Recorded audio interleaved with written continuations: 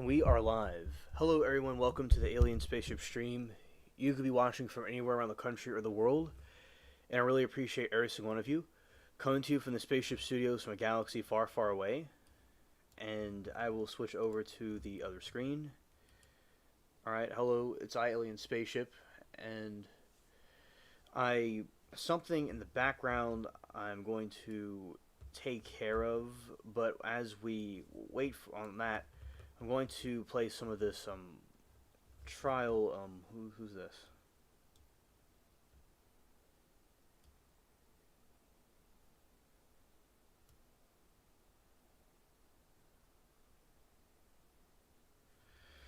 All right, and you have no drama.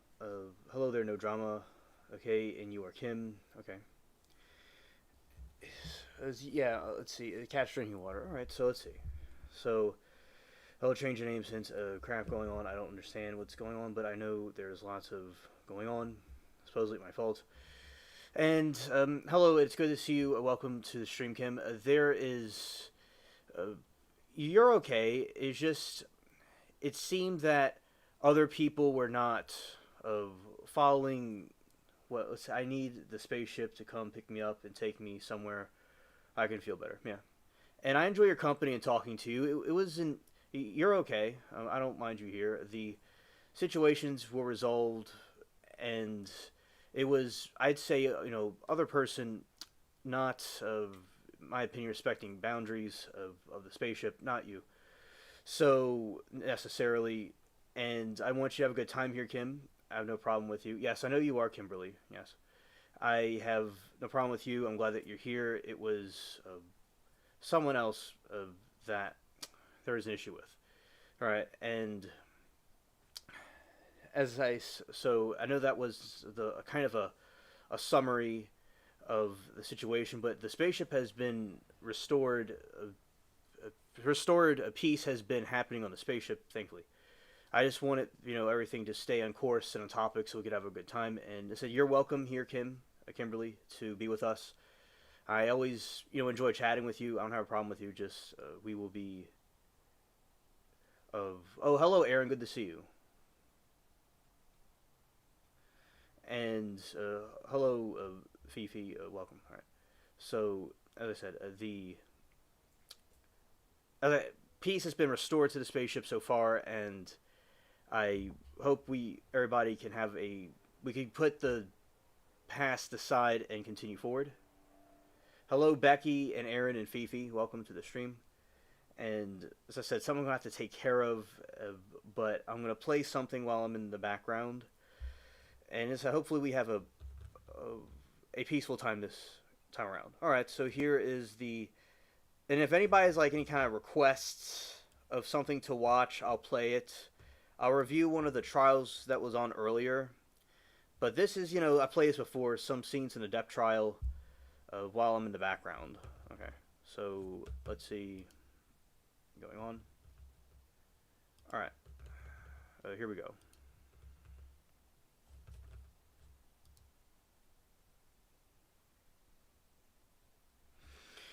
Yeah, you did miss the controversy, and it's good that it's best that it happened that way because it's behind us now. Now, but I'm doing fine. I'm doing better than from before. It was a bit hectic, but now things are better now.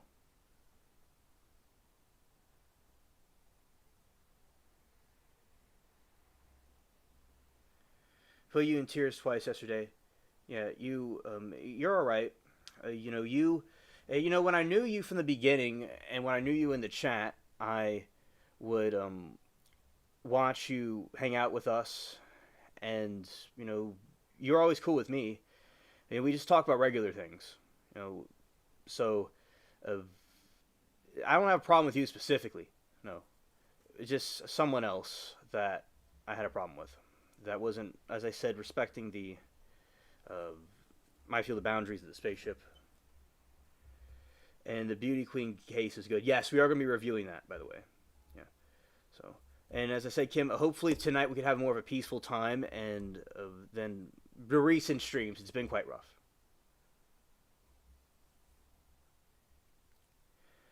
All right, and I hear a trumpet in the distance. That's funny. All right. Okay, so looks like we're all doing well. Okay. Feeder completely missed trial. I was watching Walsh. I was watching the trials a little bit here and there. Not as involved in it as usual, but yeah, I saw some parts of the different trials today. Okay. All right, I'll play some of this, and we'll continue. All right, are we ready for the jury? All right.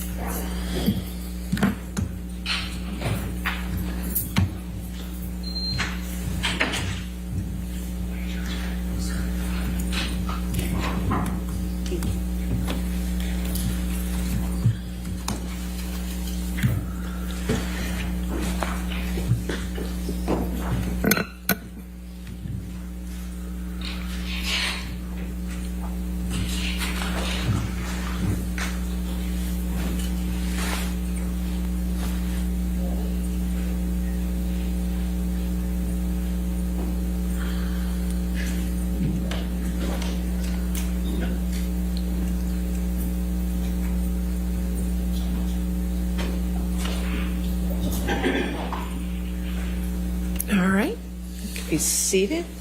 All right, next question.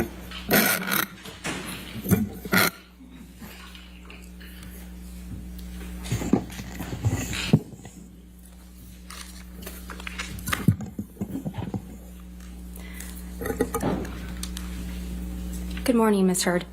Good morning.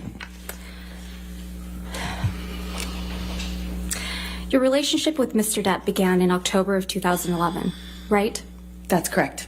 And you previously testified multiple times, under oath, that the first year of your relationship with Mr. Depp was the best of times, right, Ms. Hurd? That is correct.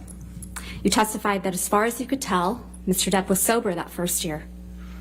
That is correct. That's what I used to believe. And that the first year was, quote, magic. Yes, I always estimated it was about a year. But now you've told this jury that Mr. Depp was being violent with you throughout 2012, haven't you, Ms. Hurd? No, he took a break in the middle of 2012 when he was sober. You told them that he was hitting you in 2012, though. Is that right? He was hitting me in 2012. He just took a break in the middle. He was smashing things around you, right? He did. And you told them that Mr. Depp was in and out of sobriety in 2012. That is correct. You told this jury that, quote, in 2012, I was in the beginning stages of this, just learning these patterns. I was learning that drinking kind of correlated with the violence, end quote. Is that right? That is correct. So it was during these cycles of violence in 2012 that you gave Mr. Depp a knife as a gift. I gave him a knife, I think for a birthday present early in our relationship. I believe it was around 2012, but I'm not certain. We've seen a picture of that knife, but I think we should bring out the real thing. Master Deputy Halusa, Master Deputy Sheriff Halusa, may I please have you show the knife to Ms. Hurd?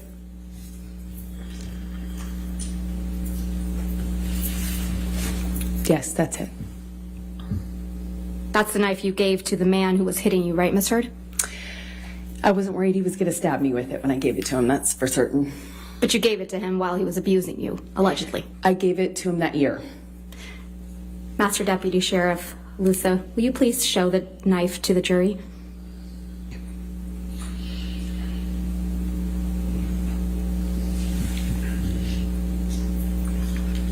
Thank you. This is the knife you gave to the man who would get drunk and violent with you, right? This is the same knife that I gave him as a present in 2012, yes. Now, Ms. Hurd, I'm going to need to talk to you about what happened in Australia in March of 2015. You've testified that at some point during the incident you described, you witnessed Mr. Depp bashing a phone against a wall, right? That is correct. You testified that the phone was breaking into pieces. I was watching it disappear.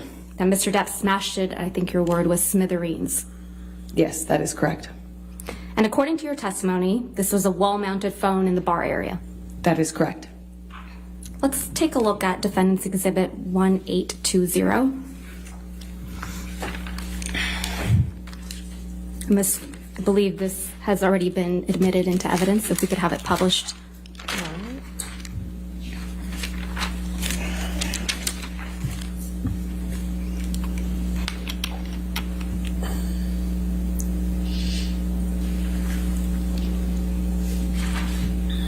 Thank you. You saw this photo during your direct examination, right? That is correct. And you testified that the wall-mounted phone that you saw Mr. Depp smash is on the wall on the left. That's correct. So if you were looking at this picture, the wall-mounted phone would have been behind you on the left-hand side of your shoulder. But it's not depicted in this photo, correct? Whoever took this photo was standing right in front of where that mounted phone was. That's convenient. The pieces of the phone Mr. Depp smashed aren't in this picture either, right? You don't see it because it's whoever took this photo standing in front of that. Whoever took this photo, it's Mr. Ben King, correct? That's what I believe. Yeah. Mr. King testified under oath in this trial, right? That is correct. And he testified that there was no wall-mounted phone smashed to smithereens that he had to replace, correct? I didn't hear him testify to that, no. He did. Your counsel elicited it. I disagree with that representation. You also saw this picture. Actually, can we please bring up Defendant's Exhibit 1821, which is also admitted into evidence?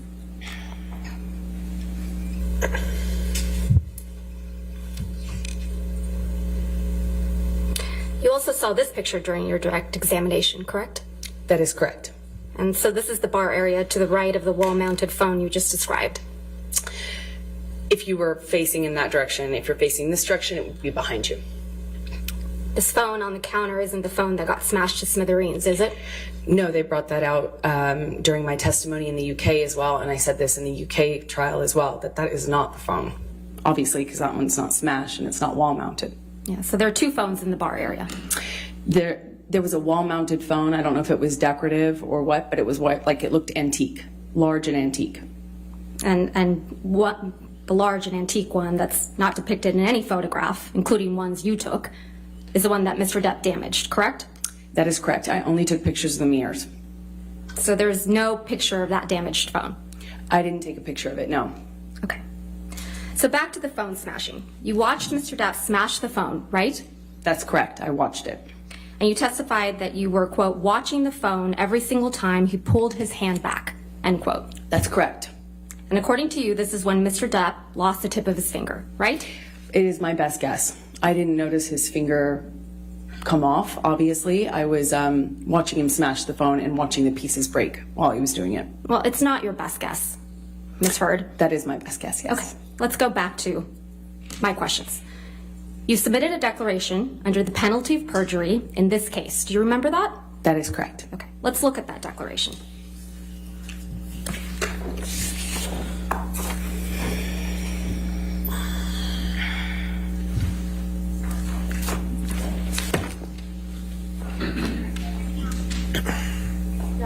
Yes, ma'am. Thank you.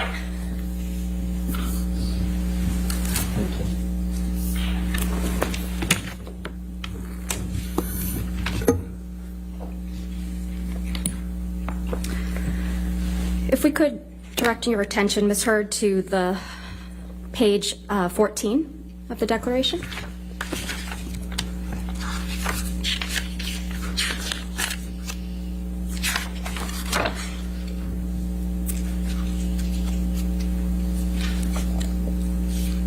Is that your signature? Yes, it is.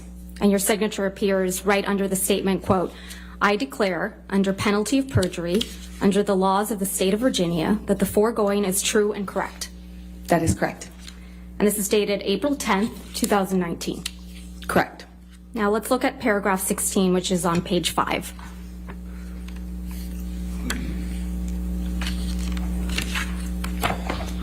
Specifically line 10. Quote, you write, testify under oath, While he was smashing the phone, Johnny severely injured his finger, cutting off the top of it, end quote. Did I read that correctly? Yes, that's correct. So you testified in this courtroom that after Mr. Depp smashed the phone, he held you down on the countertop by the neck. Do you remember that? I'm not quite sure of the exact sequence of things, but yes, both of those things happened. Well, we'll get to the sequence. And this is when Mr. Depp supposedly assaulted you with a bottle, right? On the countertop, he assaulted me. So Mr. Depp was able to get you on the counter, right? He held me down by my neck. And hold you down by your neck. That is correct. And he grabbed a bottle, according to you, while holding you down by the neck, correct? I'm sorry, can you clarify what you're asking me? While Mr. Depp is holding you by the neck against the countertop, he grabs a bottle. That's your testimony. No, those two things didn't happen at the exact same time, no. So he's holding the bottle, is that your testimony? While holding you down by the neck? Sorry, what was your question? Your testimony is, Ms. Heard, that either he has the bottle before or after he's holding you by the neck on the counter. Is that your testimony? He held me by the neck on the counter. Where's the bottle that he assaulted you with? At what point? While holding you down by your neck. When he was assaulting me with the bottle, it was in his hand. Okay. Was it in his hand before or after he holds you down by your neck? I was being held down while he assaulted me with the bottle. When he puts you on the counter, does he have the bottle in his hand, yes or no? As I have always said, I don't remember exactly what happened first, or I don't remember the sequence. I just remember being aware that I was being assaulted by a bottle while I was on the countertop. So he penetrates you with this bottle. But you don't know how he got the bottle, right? That is correct. Okay. And he did that right after he lost the tip of his right middle finger. Again, I don't remember the exact sequence of those events. We'll get to the sequence. And while he was on 8 to 10 MDMA pills, right? Yes. Let's talk about the sequence. This is the sequence of events you testified to in this courtroom.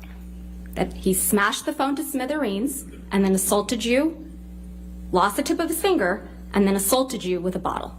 Yes, that's the sequence of events that you testified to in this courtroom. To be clear, you're putting it in order when you say words like then.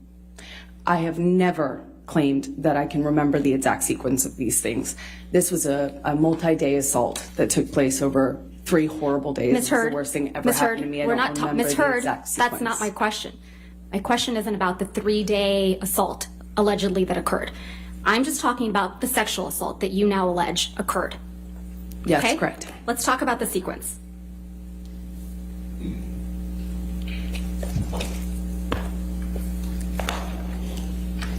So you testified, actually. Do you have a copy? Yeah, I know. I just realized that. Do we have a copy? We gave it to you yesterday. Court transcript.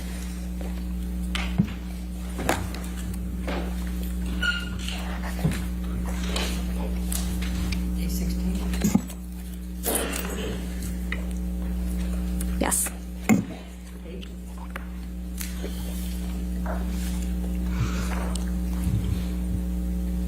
Ms. Heard, do you have a copy of day 16 in front of you? Day 16? Yes, of my death.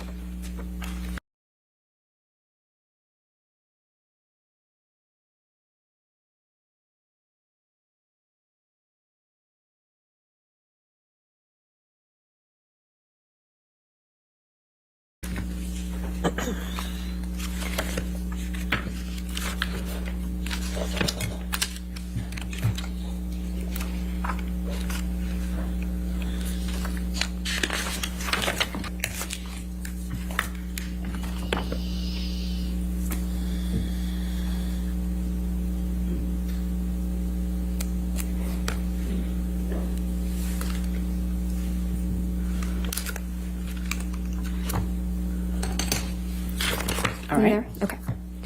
And the reason that we need to go through this, Ms. Heard, is because we understand that these are very serious allegations that you're making, right? It was horrible. What happened to me, yes. Okay, so let's go through them. Page 4506, line 2 through 3. I sit here now.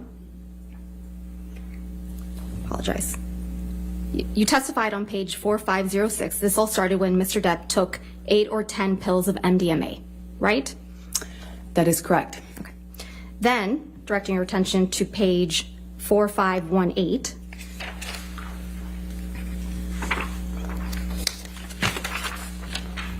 Line 19. You talk about Mr. Depp smashing a wall-mounted phone, correct? That is correct. Then on page 4519, at line 3, you testified that while Mr. Depp is smashing the phone, he is screaming, quote, "I fucking hate you," end quote, right? Yes, he was screaming that, among other things. And further down on page 4519, same page, lines 12 through 19, you talk about how you watched Mr. Depp smash the phone to smithereens, right? That is correct. Then, continuing on the same page, 4519, line 20, you say something really important. Quote, "At some point, he's on top of me. No phone, but screaming the same thing," end quote, right? I just remember the sound, yes. But you remember, and you testified to this jury, that he didn't have the phone in his hand anymore. When he was assaulting me with the bottle, Right. He had the bottle in his hand. When he was punching the wall with the phone, he had the phone in his hand. When he was punching the wall next to my head, he had me by the throat. He did a lot of things that night. So you're acknowledging, by this sequence, not my words, your words, Ms. Heard, that you testified to this jury, that Mr. Depp smashed the phone to smithereens before he assaulted you. That's the sequencing in which you testified, correct? I have never testified to a sequence. Okay. Keep talking about that sequence. Then on page 4521, starting at line 3, you testified to being bent over backwards on the bar, right? Okay.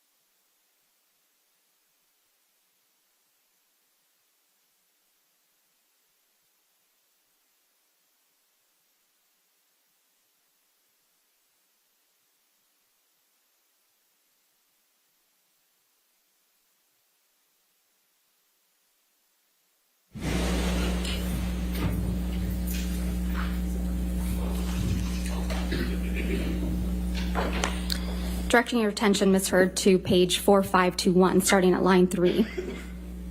You testified to being bent over backwards on the bar, right? That is correct.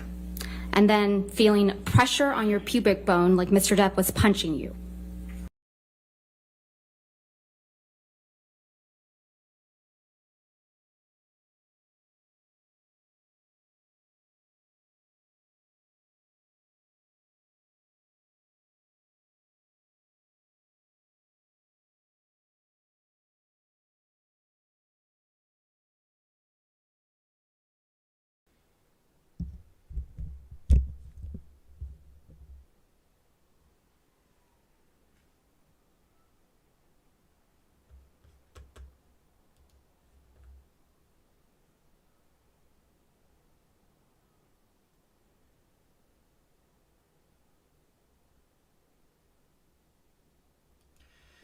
All right, so this one of the trials that we've been watching.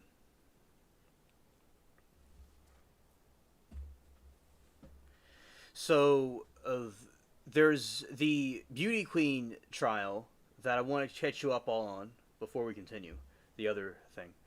All right, the trial for the state of Georgia versus Trinity Madison. A former beauty queen accused of murdering her boyfriend, 18-month-old son, Romeo Angelus, also known as Jackson Williams, began with opening statements on December 2, 2025, the year 2025. All right, case overview. Trinity P. former Miss Donnellsville was a student of Georgia Southwestern State University when her boyfriend's son, Romeo Angelus, was found unresponsive in her dorm room in January 14, 2024. The child was taken to the Phoebe Sumter Hospital, where he later died. Deleted. BF son, not hers. Okay, thank you. Yes, it's the boyfriend's son. Yes. To be clear, it's not hers but the boyfriend's son.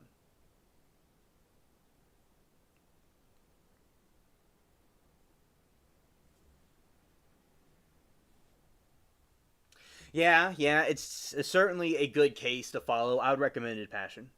I recommend it. All right. An investigation by the Georgia Bureau of Investigation, GBI, led. Hello, Glow. Good to see you. Skirt. Welcome to the stream. All right. An investigation by Georgia Bureau of Investigation, GBI, led to Trinity's arrest. She was indicted on 6 charges, including malice, murder, 2 counts of felony, 2 counts of aggravated battery, and cruelty to children in the first degree. I am too, Kim. Alright. Was indicted in 6 charges, including malice, murder, 2 counts of felony murder, 2 counts of aggravated battery, cruelty to children in the first degree. She has pleaded not guilty to all charges. Key arguments and evidence. Prosecution state District Attorney Louis Lamb argued that Trinity resented the child and inflicted blunt force trauma to his head and torso, causing massive liver laceration. And the brain bleeding injuries that medical experts are expected to testify occurred shortly before his arrival to the hospital. The prosecution plans to introduce text messages where P allegedly expressed the desire to punch the child.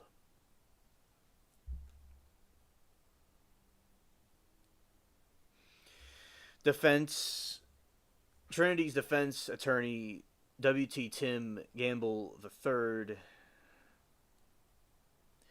argued that Trinity is a second victim in the situation and at the case is based on suspicion without concrete evidence. The defense noted that Christine had extensive babysitting experience, cared for the child, and the child's father, Julian Williams, provided conflicting stories about the hospital. The defense also highlighted the potential flawed investigation, claiming a diaper with apparent blood was improperly discarded by an agent.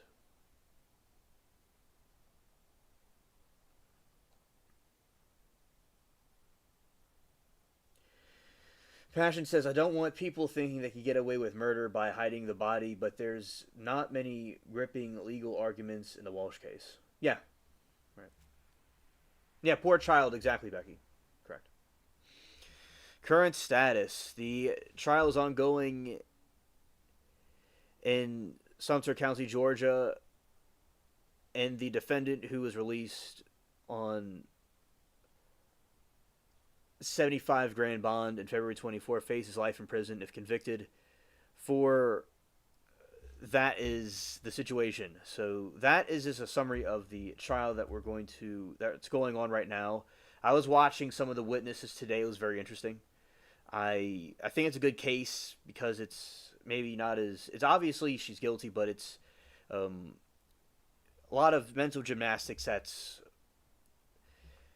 to participate in, definitely with this one. And let's go here.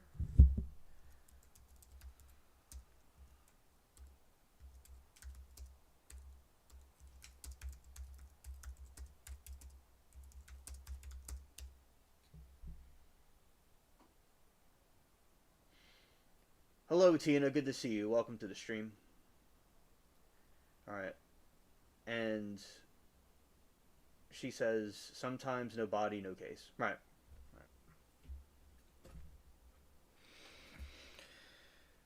All right. The first day in the Georgia Trinity Madison trial included opening statements from both prosecution and defense, along with testimony from responding law enforcement. The prosecution alleged that Trinity caused fatal blunt force trauma to the child, while the defense claimed that she is innocent in the attack and the investigation integrity. You can watch, that on more as the days go on. I don't need a body to see him guilty, but sometimes people might. It's frustrating and boring at the moment, but yeah, it might be more complex later. All right.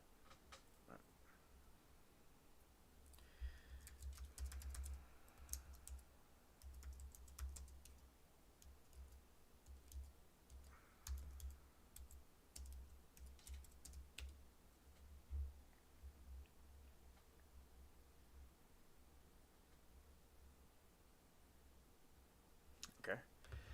And we are going to resume Amber Heard right here. Yes? That's what I thought. And then further down on page 4521 and on to 4522, you testified that you were concerned Mr. Depp was using a broken bottle on you. Yes? That was my fear. Okay. That's what I remember feeling. Ms. Heard, I'm going to show you Defendant's Exhibit 1816.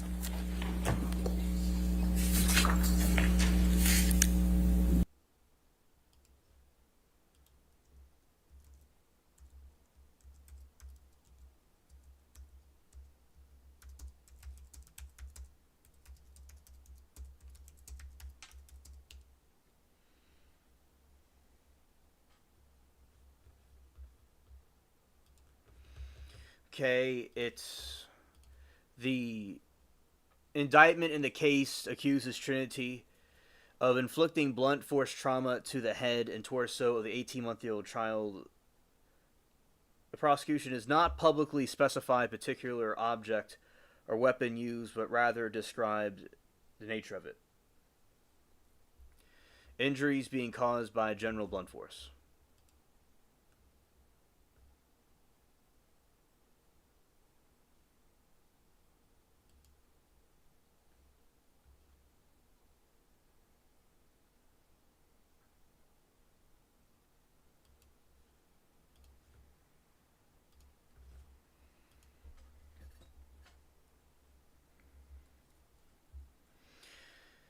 All right, the injuries described in court documents and by coroner were severe. A massive liver laceration, bleeding in the brain, described as rendering the brain useless. Trauma to the head and torso.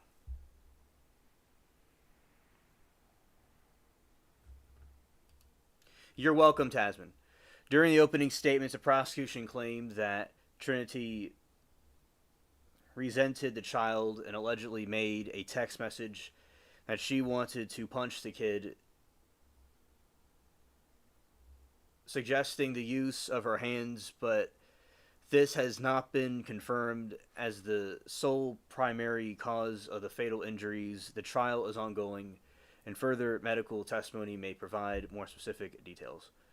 So that is, they're not exactly saying what it was, but it was blunt force. Hello, Tina. Good to see you. Welcome to the chat. All right. So that is the about that question. Okay, let's see. I know it's a wacky theory they came up with. Let's sit there, a stone face, and they read all the searches. Is mom involved? Yeah, you think his mother is involved? Yeah. Okay. Okay. So let's see what else.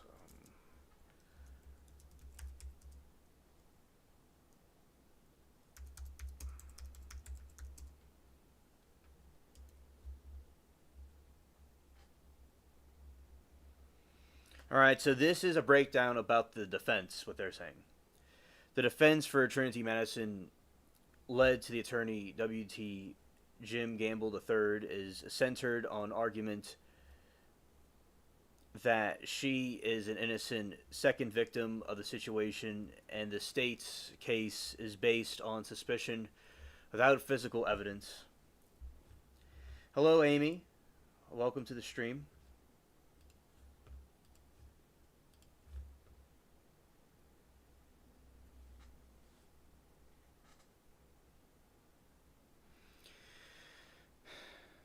So, centered around the argument that innocent second victim, that statements can be based on suspicion without physical evidence.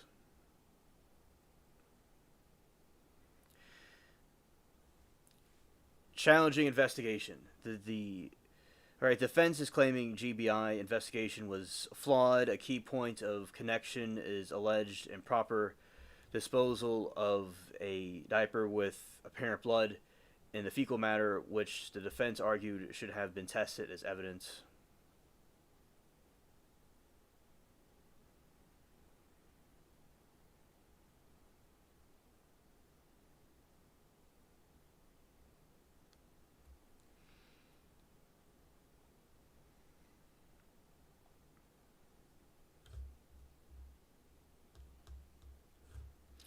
All right, emphasizing P's character, care for a child. P was presented as 18-year-old honor student in nursing with extensive babysitting experience who fed, took care of the child. The defense emphasized that the child was with her for a limited time and was refusing to eat or drink during that period, indicating prior distress.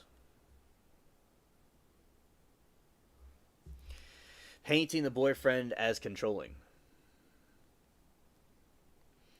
The defense sought to portray Julian Williams as a controlling boyfriend who demanded her social media passwords and monitored her activities, aiming to potentially shift focus of or context into nature of the relationship. Lack of physical evidence. The defense maintains that no physical evidence of the crime was found at the dorm. Crime scene further undermining the prosecution's claims. All right. So that is the part from what the defense is arguing in the Beauty Queen case. All right. Any more questions about that case? You could ask, and we'll now remember the mother from Kindergarten Cop. She gives me the same vibes. That's a good example, Passion. I like that. There is no reason to murder a baby. In my opinion, ever. Murdering a baby's way out there somewhere. And it's like, it doesn't matter if the boyfriend's controlling. It's, I think it's important to take personal accountability and for in this situation, all situations, but especially this one. I think she needs, murdering a baby is a stretch. That's a stretch right there. Okay. So yeah, I absolutely agree. Wrong window.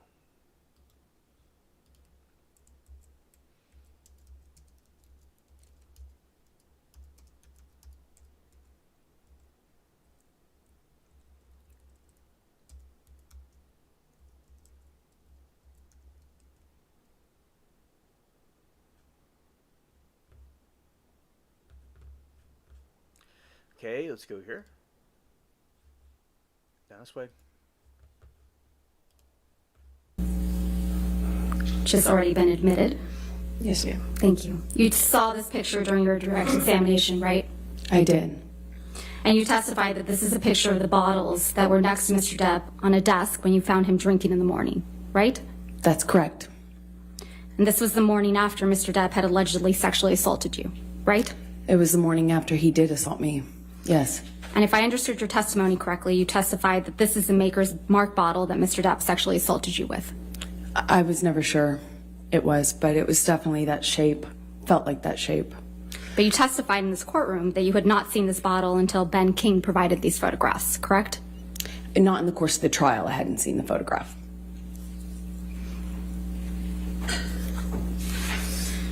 You claim you had serious injuries after this alleged incident, right, Ms. Heard?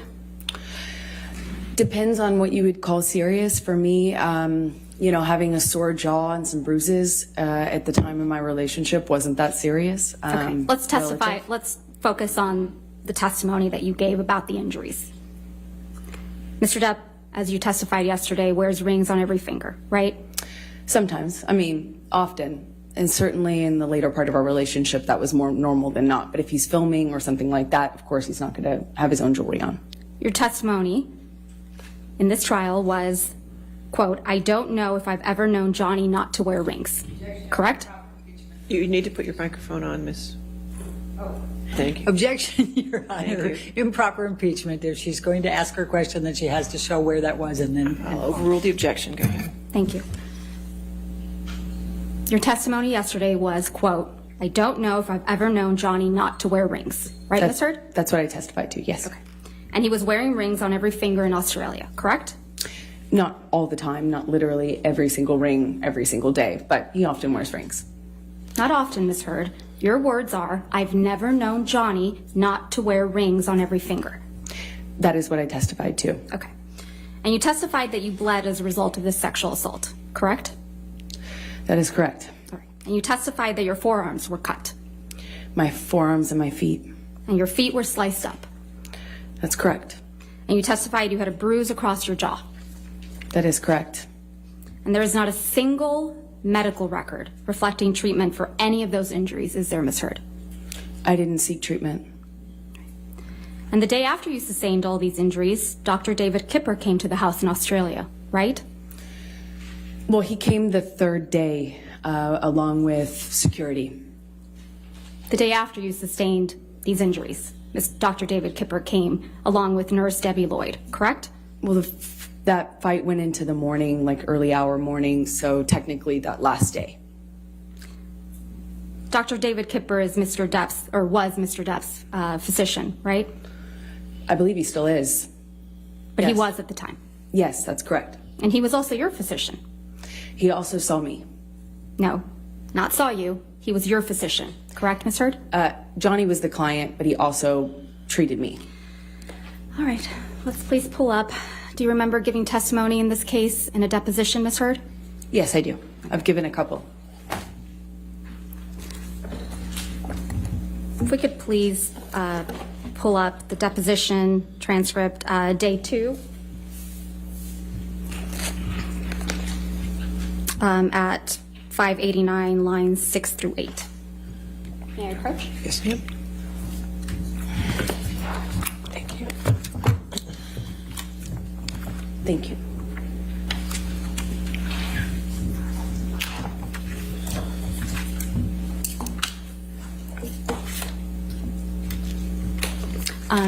Your Honor, we're going to play Ms. Heard's deposition for the jury. Lines, day 2, page 540, lines 6 through 9.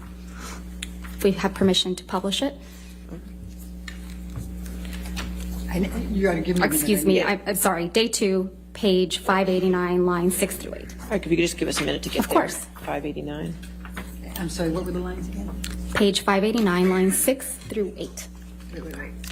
Did you say 540 or 589? 589, lines 6 through 8. All right, thank you. Thank you. I have no objection, Your Honor. And he was your doctor at this point, right? Yes, he was.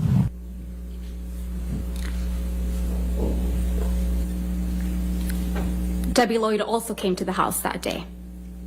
Yes, she came with Kipper. Yeah. Miss Lloyd is a nurse, correct? That is correct. Malcolm Connolly also came to the house that day. Yes, that's correct. Mr. Connolly is one of the security guards, correct? That is correct. You had known Mr. Connolly for years at that point. Yes, that's correct. You flew back to Los Angeles the next day with Ben King. Is that right? I can't be certain if it was the next day or the day after, but somewhere around there, yes.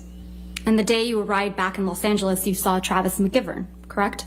I don't recall seeing Travis, no. You don't recall Mr. McGivern picking you up from the airport with Ben King? I don't remember that, no.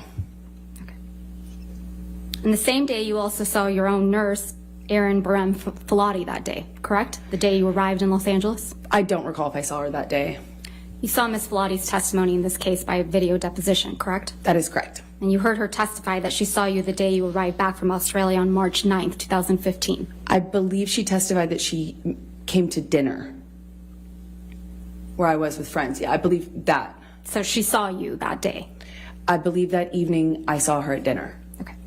And then you saw Erin Barem Filati again the next day for a private meeting, didn't you?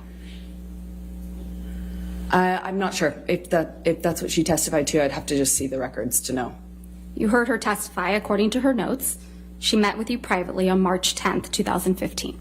She met with me at some point upon my arrival, but I don't remember the exact date. And when you were in Australia, Ms. Heard, you didn't take any pictures of the injuries you claim to have sustained, right? I did not take any pictures, no. But you did take 2 pictures. Of the mirrors. I took 2 pictures of the bathroom mirrors. That was the master bathroom where I was. Let's please pull up Defendant's Exhibit 374, which is already in evidence.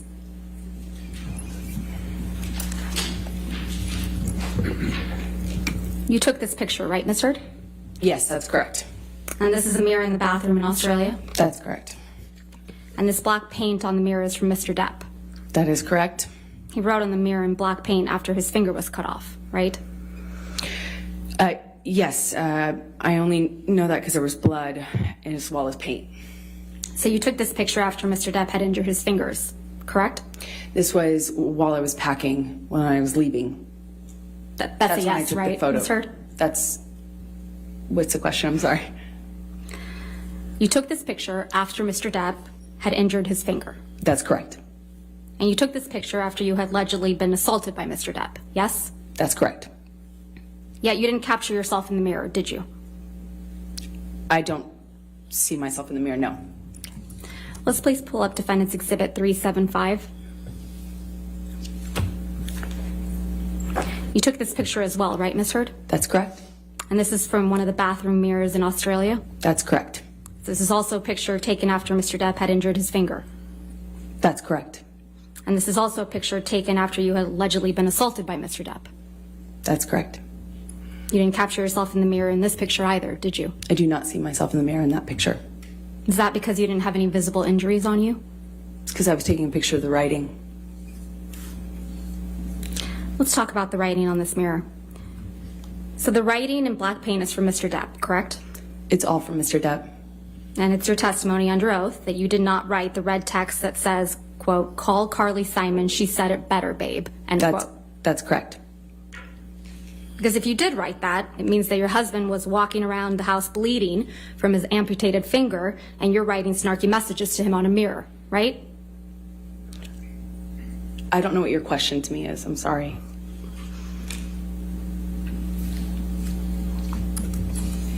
Let's please take a look at Defendant's Exhibit 1830. And I believe this picture is also admitted into evidence. That's correct. This is a picture of the same mirror, right? That's correct. But you didn't take this picture. No, I did not. This is the one that Ben King took. And I don't see him in the mirror either. I don't believe he claimed he had injuries, though. Is that right? I did not hear Ben King talk about his injuries, no. Okay. So you would agree, Ms. Heard, that the black text on the mirror says, quote, "She loves naked photos of herself. So modern, so hot." I had not read that yet. I mean, before. But yeah, that's what it says. But you were taking pictures of the text, but you had not read that before? I haven't seen this. It didn't make sense to me at the time when I read it in person. Okay. Again, Mr. Depp wrote that. I don't know who else would have. So, Ms. Heard, just to be clear, it's your testimony that Mr. Depp also wrote the message in red about Carly Simon saying it better, right? That's correct. You know Carly Simon sang the song You're So Vain, right? I was told that. So it's your testimony that Mr. Depp was writing messages to himself in the mirror back and forth. The best I can describe it is it looked like a crazy conversation. It was on the walls, it was With on himself. lampshades, it was on cushions. It's your testimony the crazy conversation was with himself. That's what it looked like from the bloody messages I found. And you would agree with me that in this photograph, the red text has been smudged with black paint, right? Yes. Okay. Let's please pull up, if we can, Defendant's Exhibit 375 again.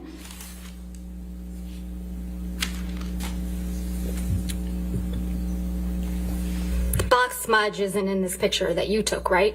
That's correct. So Mr. Depp must have not liked his own message to himself.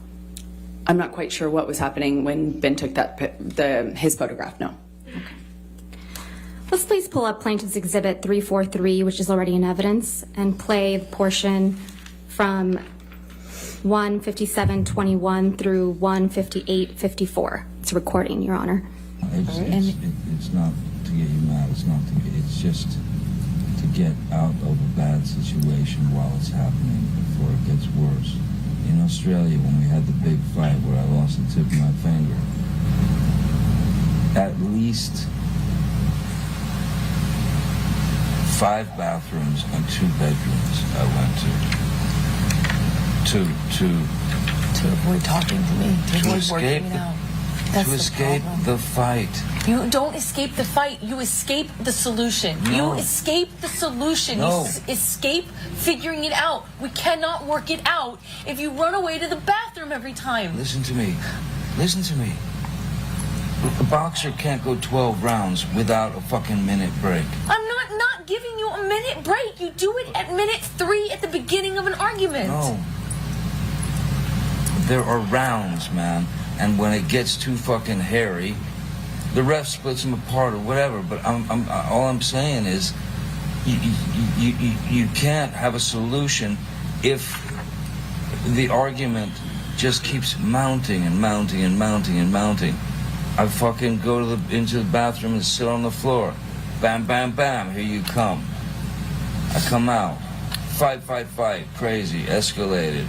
I split again, I go to another fucking bathroom or a bedroom or something. Knock, knock, knock, bang, bang, bang. You kept coming to get me. This is what really happened in Australia, isn't it, Ms. Heard? I did knock on a bathroom door on the first night. Not a bathroom door, 5 bathroom doors, and 2 bedrooms. Isn't Johnny that right? is not an accurate historian of what happened during Ms. Heard, that Ms. period Heard, of time. I'll guarantee Ms. Heard, that's not my question. 5 bathroom doors, 2 bedrooms. That's what you knocked on. That's what actually happened in Australia, isn't it, Ms. Heard? I was there. So that's I remember it. I knocked on one bathroom door. I came on the first night after he decided to take the bag of MDMA. Ms. And I Heard, went to check Ms. on Heard, him and see I'm going to if we move to could- strike everything after I knocked on one bathroom She door. can't do that. She's answering the question. Not quite, so I will sustain the objection. Just answer the question, okay, ma'am? The recording we just listened to, that's exactly what happened in Australia.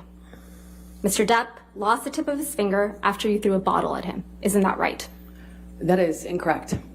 You're the one who assaulted someone with a bottle in Australia. Isn't that right, Ms. Heard? I didn't assault Johnny in Australia. I didn't assault Johnny ever. I couldn't. And then after he was injured, he had to hide from you, right? That is incorrect. 5 bathrooms, 2 bedrooms. That is incorrect.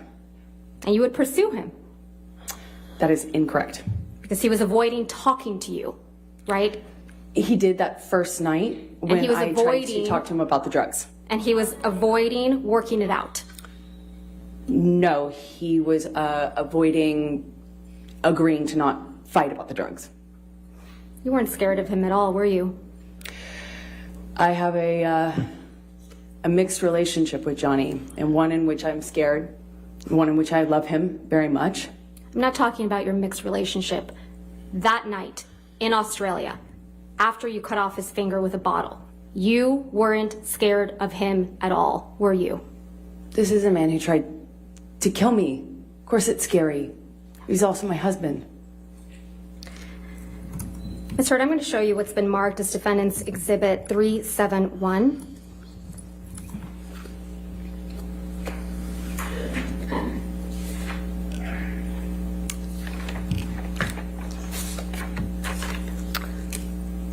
I do not believe these have been admitted into evidence.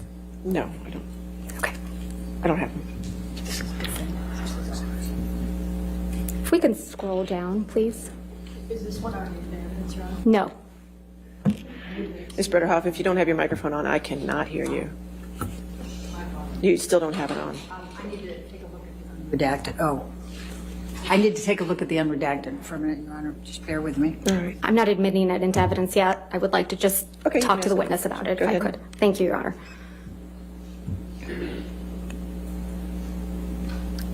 Ms. Hurd, I'm going to show you what's been marked as Defendant's Exhibit 371. Do you recognize these text messages between you and Dr. Cowan? I don't recognize these, no. Who's Dr. Cowan? He was my therapist that was recommended to me from Dr. Kipper. He and Dr. Kipper worked together. He was your therapist at the time, correct? That's correct. And you had been seeing him for almost a year in March of 2015?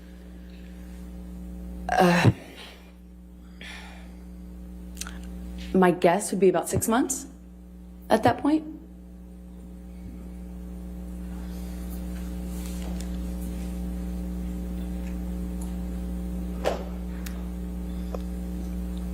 Your text messages are in gray, correct? Your Honor, I'm going to ask that she show her the unredacted so that she can see the text exchange back and right, forth. if you If can- she wants to talk Absolutely. about All right, we'll moving pull the that up. unredacted Sure. later. Let's go ahead. Thank you. Pull it up.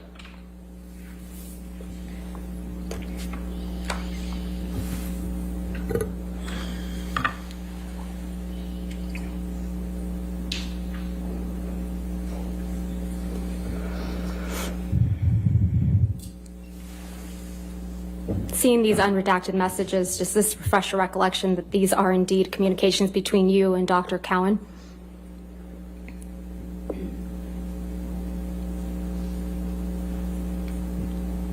Yes, that's correct. Okay. Doctor, your text messages are in gray, correct? Yes, that's correct. And Dr. Cowan's are in blue? That is correct. Okay. Do you see the text message at the bottom of the page from March 8th, 2015 at 8:29 p.m.? Yes, that's correct. March 8th is the day that you were allegedly sexually assaulted by Mr. Depp in Australia, correct? That is correct. So on March 8th, 2015, you were in Australia, That is correct. and Mr. Depp's finger had just been cut off, right? That is correct. And you write to Dr. Cowan, quote, "I feel so lost. I can't talk. I don't know if I'll ever be able to change," end quote. Did I read that correctly? That's correct. You weren't able to change, were you, Ms. Hurd? I very much wanted to leave the relationship I was in, but I didn't have the power. I didn't feel I had the power to leave. I knew I was in a very toxic relationship with Johnny, and I knew I needed to change that. I knew it was, at this point, horrible for me. And I I'm gonna talked to move my to therapist admit often about that. Defendant's Exhibit 371 as redacted with just Ms. Hurd's messages. All right. Your Honor, I object because she has left out the next two lines from Ms. Hurd that clarify even further, and I also think Ms. that Dr. Bretterhoff, Cowan's... Your Honor, may we Yeah, please let's go. approach? Let's- This is...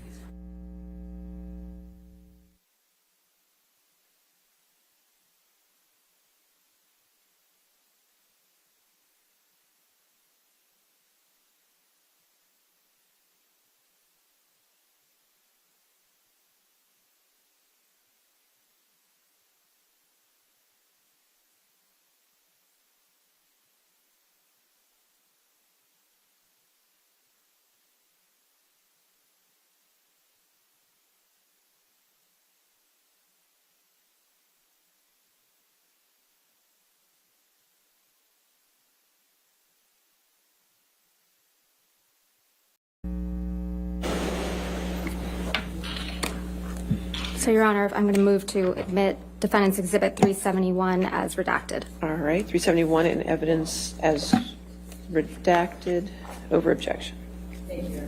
Yes, ma'am. If you can publish that to the jury, thank you.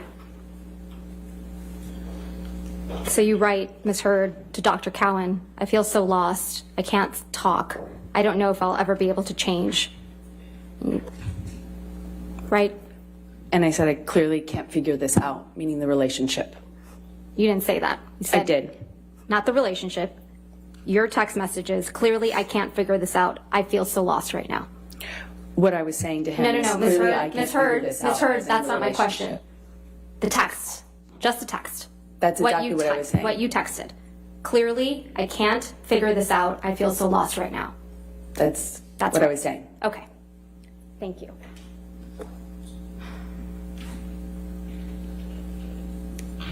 Ms. Heard, you contend? Your Honor, just for clarification, so those two next lines did come in? They are in the redacted Okay, copy. good. All right, thank you. Ms. Heard, you contend that there's another incident of abuse in March of 2015 after you and Mr. Depp returned from Australia. Is that correct? That's correct. And this incident took place on March 23rd, 2015? That's correct. And this supposedly occurred in the penthouse at the Eastern Columbia building? That's correct. You had found text messages between Mr. Depp and another woman, right? That is correct. So you confronted him about cheating on you. That's correct. And this was about 2 weeks after you had returned from Australia. That's correct. So this is shortly after Mr. Depp supposedly sexually assaulted you with a bottle, right? It was 2 weeks after he assaulted me, yes. And you decided to confront him about cheating on you? I didn't decide to. I wanted to. Mr. Depp's finger was freshly injured at this point, right? He had a cast on it. The top of his right finger had been cut off 2 weeks prior. That is correct. And he had a pin in his finger, true? I don't recall when the pin was placed. A skin graft? I'm not quite sure. He had several different procedures and they were kind of spread out over a period of time, so I don't remember what happened and when One of those exactly. procedures was to treat the MRSA that got on his finger too, right? At some point, I knew he had an infection. And his right hand was in a bandage, right? It was casted. So it's your testimony that Mr. Depp was able to attack both you and your sister with his hand in that state, right?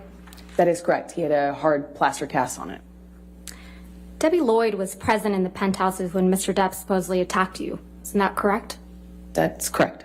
In fact, you claim that Mr. Depp threw a Red Bull can at Miss Lloyd that evening. Yes, that's correct. And you put in a sworn statement to that effect in the UK case, right? That is correct. But that's not true, is it? That's what happened.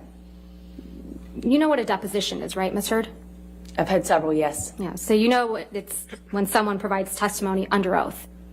That is correct. You're aware that Miss Lloyd was deposed in connection with this case, correct? That is true. And Miss Lloyd's deposition testimony was played earlier in this trial, right? I'm going to object, Your Honor. May we approach? All right.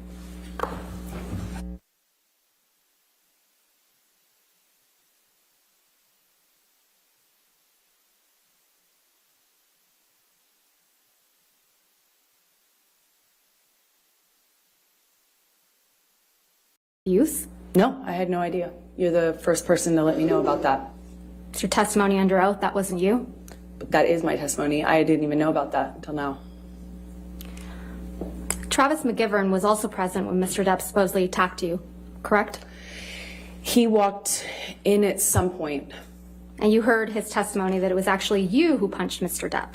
Isn't that right? It's always been my own testimony that I hit Johnny. And you who was throwing things at Mr. Depp. I hit him in defense of my sister. I didn't have anything to throw at him. I never threw anything at him. I hit him when he attacked me and my sister. Specifically when he moved for her. That's when I hit him. So it's your testimony under oath, you threw nothing at Mr. Depp. Mr. McGivern's lying. I have thrown things at Johnny, No, to be clear, but not that occasion. That evening. Not that not on that occasion. So it's your testimony, Mr. McGivern imagined that you were throwing things at Mr. Depp from the mezzanine level down towards where Mr. Depp and Mr. McGivern were standing. Well, he certainly wasn't going to say it about his client.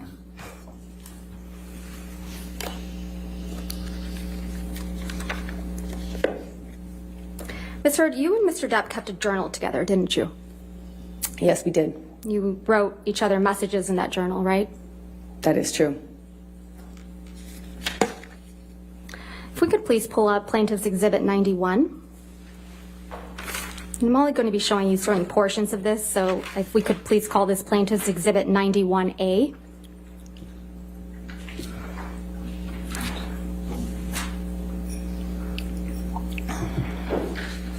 This is the journal that you and Mr. Depp kept with each other in electronic form, correct? That is correct. And if we could scroll through, these are all entries that you made in the journal, correct?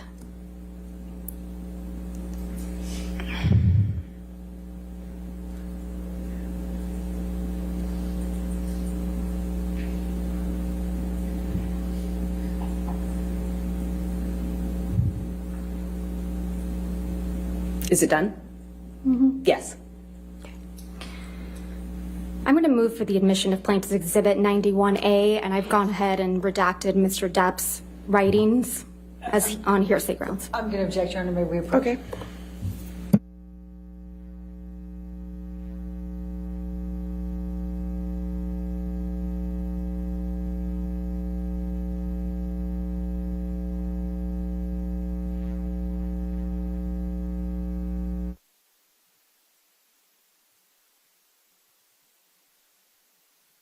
Did you tell me what you think you meant? Writing them down.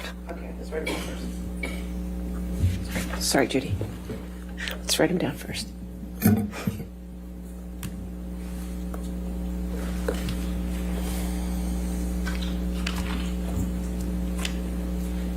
Thank you, Your Honor. Yeah, all right. If we could please publish this to the jury. 91A in evidence. Thank you. Over objection. This is a picture that's on the inside cover of the Love notebook, correct? That's correct. And this is a picture of you and Mr. Depp? That's correct. And you're in Australia in this picture, aren't you? Yes, but that's much later once we returned.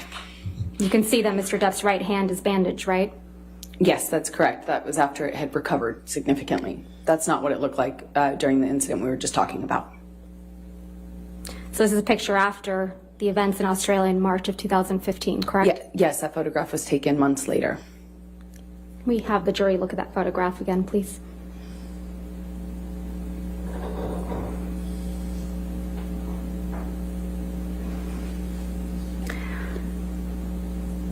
Let's now turn to page 3.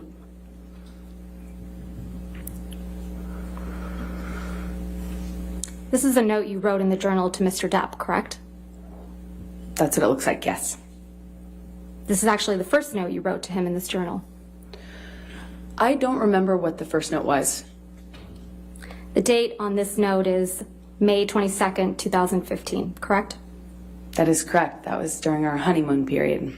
So this is just a little bit over 2 months after the events in Australia in March of 2015, right? That's correct. We were back in a honeymoon phase. That was the period of sobriety I spoke about yesterday. When after Mr. Depp had allegedly assaulted you with a bottle, right? It was after the stairs and it was after the Australia incident, yes. And he got clean and sober and we went back to Australia. It's also 2 months after you punched Mr. Depp because you allegedly thought he was going to throw your sister down the stairs, right? I hit him when he swung at my sister. And this is written months later, yes. You thought he was going to throw your sister down the stairs like he had thrown Kate Moss down the stairs, right? He swung at Whitney, and I had heard a vague rumor about that. And so it's what I thought of.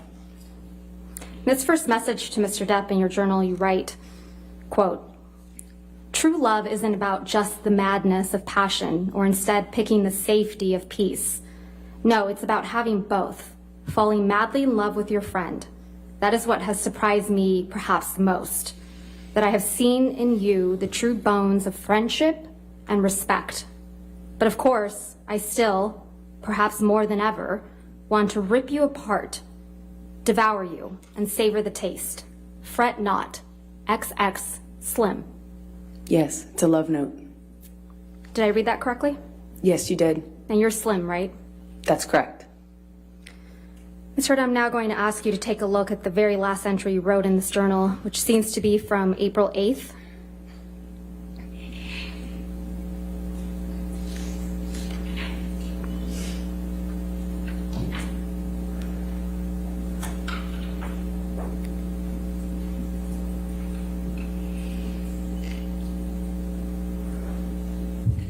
That would be April 8th, 2016, correct? I'm not quite sure. I don't see the year written on there, and I don't recognize it yet. It would be a couple weeks. April 8th would be a couple weeks before your birthday, though, right? That's correct. Just to confirm, this is a note you wrote to Mr. Depp, right? That's what it looks like, yes. And on the second page of this note, you wrote the following. Quote, I'm sorry I can get crazy. I'm sorry I hurt you.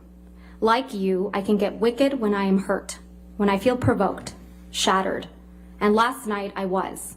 I felt abandoned about the Lily Rose thing, felt absolutely bewildered about your not coming home on my last night here, and was heartbroken and angry after many attempts in vain on my part to rectify the situation and make amends on the last night of what was otherwise a gorgeous trip with you.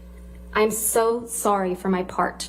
None of this is meant to be an excuse for hurting you, because the truth is, nothing is. There is never a reason good enough to hurt you. You are the last thing in the whole world who deserves it. Last person I ever meant to hurt. I love you, Steve. I am forever yours, Slim. Did I read that correctly? That's correct.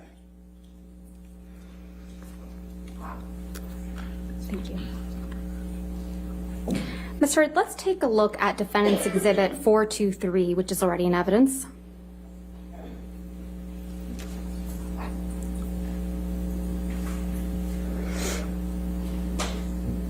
This is a picture of you with what appears to be straight red marks on your arms, correct? Those are scars from the broken glass.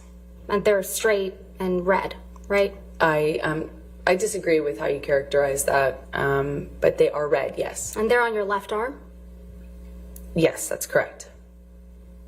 Ms. Hurd, you have a history of cutting yourself, don't you? I do not. You cut your arm once as a teenager, isn't that right? No, I said I wanted to. When I was put on birth control pills when I was a teenager, I felt crazy, and I said I felt suicidal.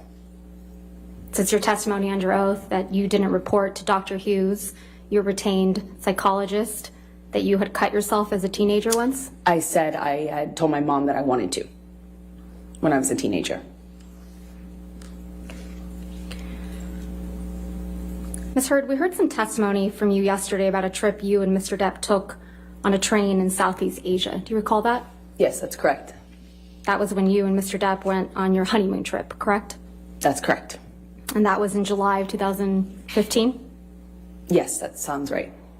Let's take a look at Plaintiff's Exhibit 162, which is already in evidence.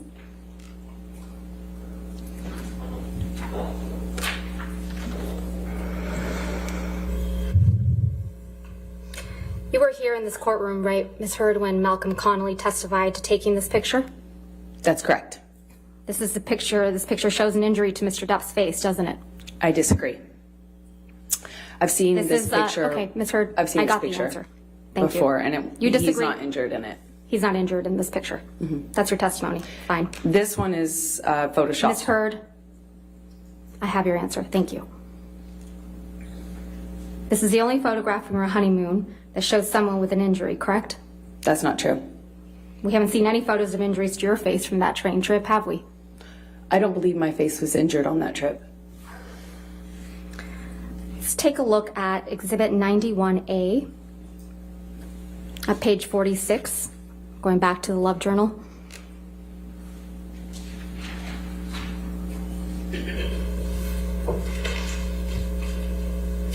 This is a note from you to Mr. Depp, right? That is correct. This is a note you wrote on July 22nd, 2015. That is correct. And it starts off with the words, "My husband, happy honeymoon," right? That's correct. Ms. Hurd, please take a look at Plaintiff's Exhibit 91A at page 67.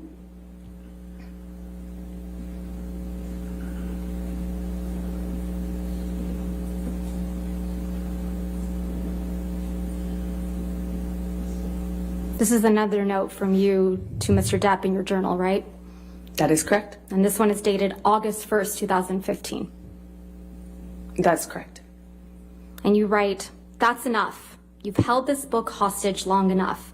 Although I can't wait to read my note, I also couldn't wait to tell you how much I adore you.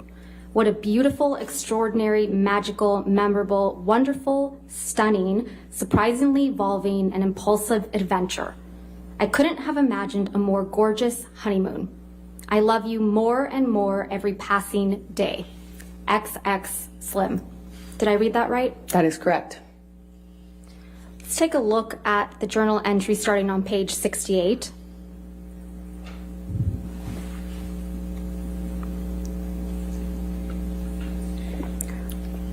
This is another entry from you writing to Mr. Depp, right? That is correct. And this one's dated August 2nd. That is correct, yes. And this one is a longer one, so let's go to where it ends on page 70 of the journal.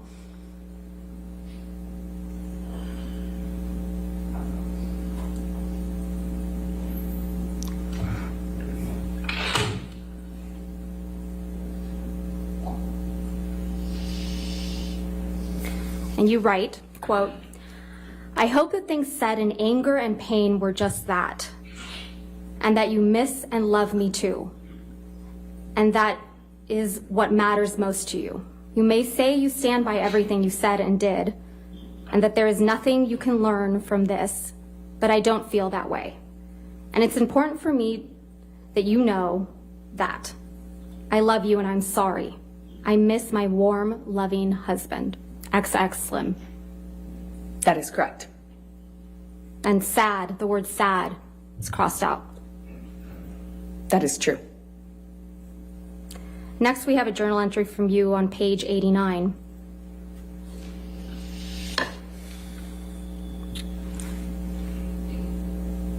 This is another note from you to Mr. Depp. That is correct. The whole book is love notes. So this is dated August 15th, correct? That is correct. And here you write, quote, my love, why do we fight? Ever? Why? I love you more than anything else. Are we that uncomfortable with being vulnerable? Were we scared? Or is it something else? I don't know. But I am sure of one thing, and if it's that I can't imagine my life without you. I love you. I will do better. I am sorry. X Slim. Did I read that correctly? That is correct. Your testimony, this was a love journal? That is correct. It was primarily love notes and apology notes from you to Mr. Depp? The book was more of a love note book, and part of that communication, obviously, since we fought so much, it was important for me to, try to nurture as much peace as we possibly could. And when things were good, they were really good. And it was also an opportunity for you to apologize to Mr. Depp for your behavior, isn't it? I think it's important in every relationship to apologize when you're trying to move past fights. Let's look at an entry from August 17, 2015, starting on page 90.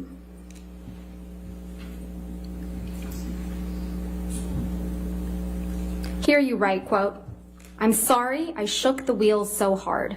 I'm sorry we've tested the shocks and brakes to this point. God damn, I love you, Johnny. I love you. I am tied to you forever. You know that? So I'm tasked with making this work for that reason and many others, of which there are many. Let me try to fix this. Let me try to patch this. Let me try to make your heart better. You deserve it. Hell, maybe even I do. I need you. We need each other. You're my cornerstone, my heart, my all. You are my life. I hate it when we fight. I hate having you hurt. I hate that you're hurting. I love you more than anything. Let me prove it. I need you. I love you. Slim. Did I read that correctly? Yeah, another example of me trying to fix it. I was always trying to fix it. Fix it by apologizing for your bad behavior? I tried everything. I tried apologizing, I tried reading, I tried therapists, I tried everything to fix it. But yet you couldn't change like you told Dr. Cowan, right? I couldn't change my relationship. Okay.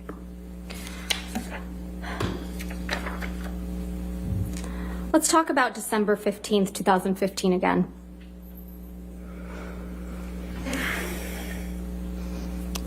Erin Filati, your personal nurse, saw you 2 days after the incident on December 15th, 2015.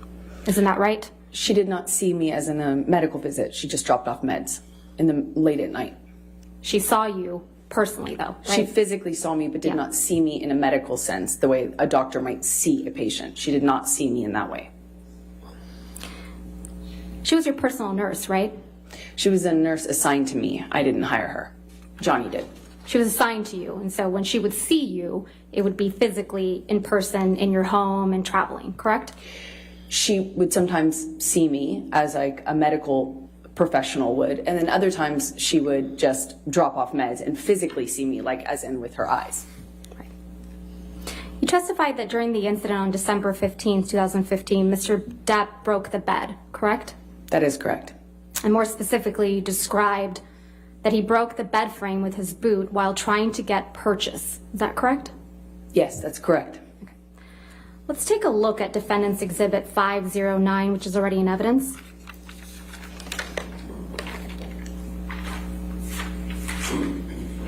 If we could please have that published to the jury. Thank you. Ms. Hurd, this is a picture that you indicated depicts the broken bed, right? That's exactly it. And it's your testimony that Mr. Depp caused this damage to the bed with his boot, right? He did. Is that a pocket knife on the bed there? I cannot tell what's on the bed. Did you use that to damage the bed? I did not damage the bed. Johnny's boot did when he was punching me. I could feel him slipping. Ms. Hurd, you also testified that there was blood all over the pillows on the bed, correct? On the pillow top, yes. That's correct. But you didn't take a picture of that, though, did you? I did not take a picture of this. About a week after the December 15th, 2015 incident, you went with Mr. Depp and his children to the island of the Bahamas. Is that correct? To celebrate Christmas? The incident was on the 15th, and we went on the 23rd, I believe. While you were there, you did a photo shoot with Greg Williams, correct? A few days later, I think the photo shoot was about 2 weeks after this assault. Let's please pull up Plaintiff's Exhibit 99. This is a photograph of you on Mr. Depp's island shortly after December 15th, 2015, correct? No, this was taken weeks later. On the island, on that trip? It was taken on the island. On that trip? Yes. Weeks later? Weeks later. December 15th, you traveled to the island December 23rd? That's your testimony? It's my recollection that this picture was taken on New Year's Eve or the first day of the year. I think New Year's Eve. And this is the photo shoot with Greg Williams, correct? That is correct. I'm going to move to admit and publish. No objection? All right, 99, we can publish.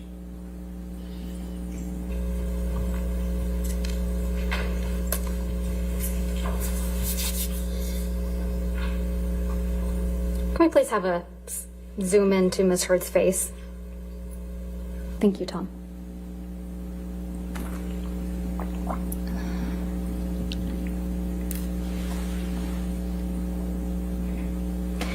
Let's please pull up Plaintiff's Exhibit 100.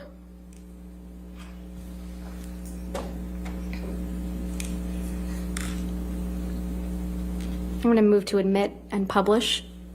No objection. All right, 100 in evidence, you can publish. Ms. Hurd, this is another picture of you from that photo shoot, correct? Yes, this is the same photo shoot that you asked me about earlier, and this is several weeks later. Right. If we could zoom in on Ms. Hurd's face.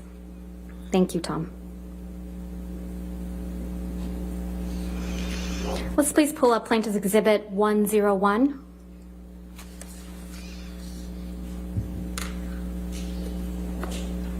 And I'm going to move to admit and publish. Any objection? Can we just have the foundation first, please? This is a picture from the photo shoot, Ms. Hurd, that was taken on the island. This is the same photo shoot, yes. Then no objection, Your Honor. All right, 101 in evidence, you can publish.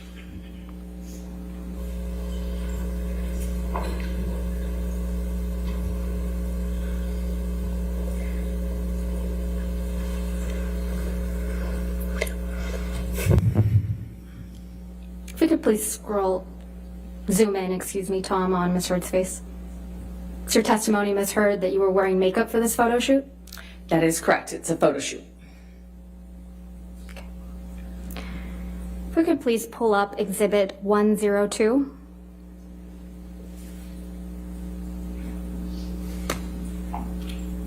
Ms. Hurd, is this another picture from the photo shoot? I can't exactly tell from the background. It looks like the same thing, but I can't really tell without it being zoomed out. This is a picture of you, though, right? It is a picture of me, yes. I'm going to move to admit and publish. All right, any objection? I'm not going to object because she identified herself. I just, if she could identify when it was taken, that would help. But I'm not going to object. I'm not gonna object. No objection. No objection. Okay, there we go. 102 in evidence. You can publish.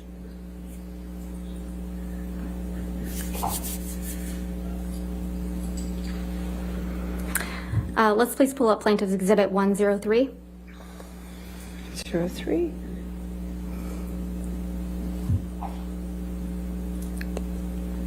Ms. Hurd, this is yet another picture of you from that Greg Williams photo shoot, correct? That is correct. This is from the same shoot. I'm going to move to admit and publish. No objection. All right, 103 in evidence. Publish. And again, if we could zoom in on Ms. Hurd's face.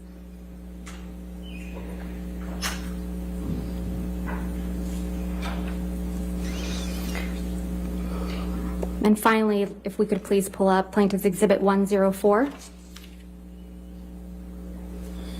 And Ms. Hurd, this is a picture of you from that photo shoot, correct? Again, this is the same photo shoot weeks later. I'm going to move to admit and publish. No objection, Your Honor. All right, 104 in evidence. Thank you.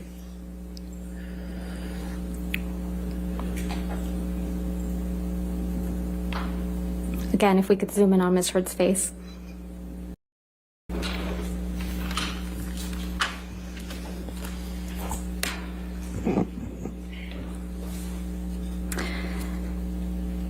Tom, may I please have you put up... All right, thank you, ladies and gentlemen. Be seated. All right, your next witness. Your Honor, we'd like to call Laura Amber Hurd to the stand. All right. Amber Laura.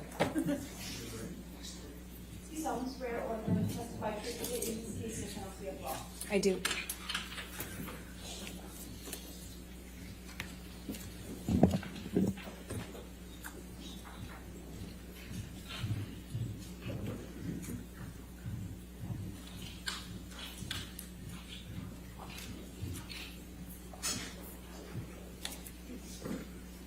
All right, thank you. All right. Thank you, Your Honor. Will you please state your name Yes, it's Amber Laura Hurd. and what is your address? I live in Yucca Valley, California. And how old are you, Amber? I am 36. I just celebrated. Okay. And do you have a daughter? I do. She also celebrated her birthday recently. She's 1. Okay. And what is your profession? I am an actor, mostly. Okay. Now, why are you here? I am here because my ex-husband is suing me for an op-ed I wrote. And how do you feel about that? I struggle to have the words. I struggle to find the words to describe how painful this is. This is horrible for me to sit here for weeks and relive everything. Hear people that I knew, some well, some not. My ex-husband, with whom I shared a life,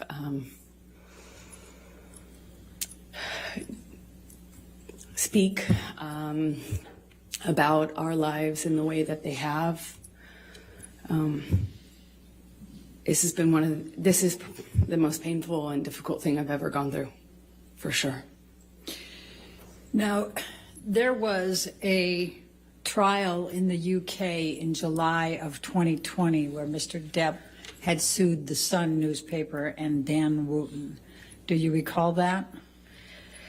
Yes. And what was your level of participation in that lawsuit, in that trial? Well, I was not party to that lawsuit. I was a witness, I suppose the primary witness, since it dealt with the truth of the relationship that I shared with Johnny. And what, if any, role did you have to play with respect to, for example, witness statements and testifying? Objection, compound. I said, for example. Overruled. I had to write, I think I gave 7 witness statements under oath testimony. I sat on the stand for 4 days under mostly cross-examination. And up until this point, it was the hardest thing I had ever had to do. Thank you, Amber.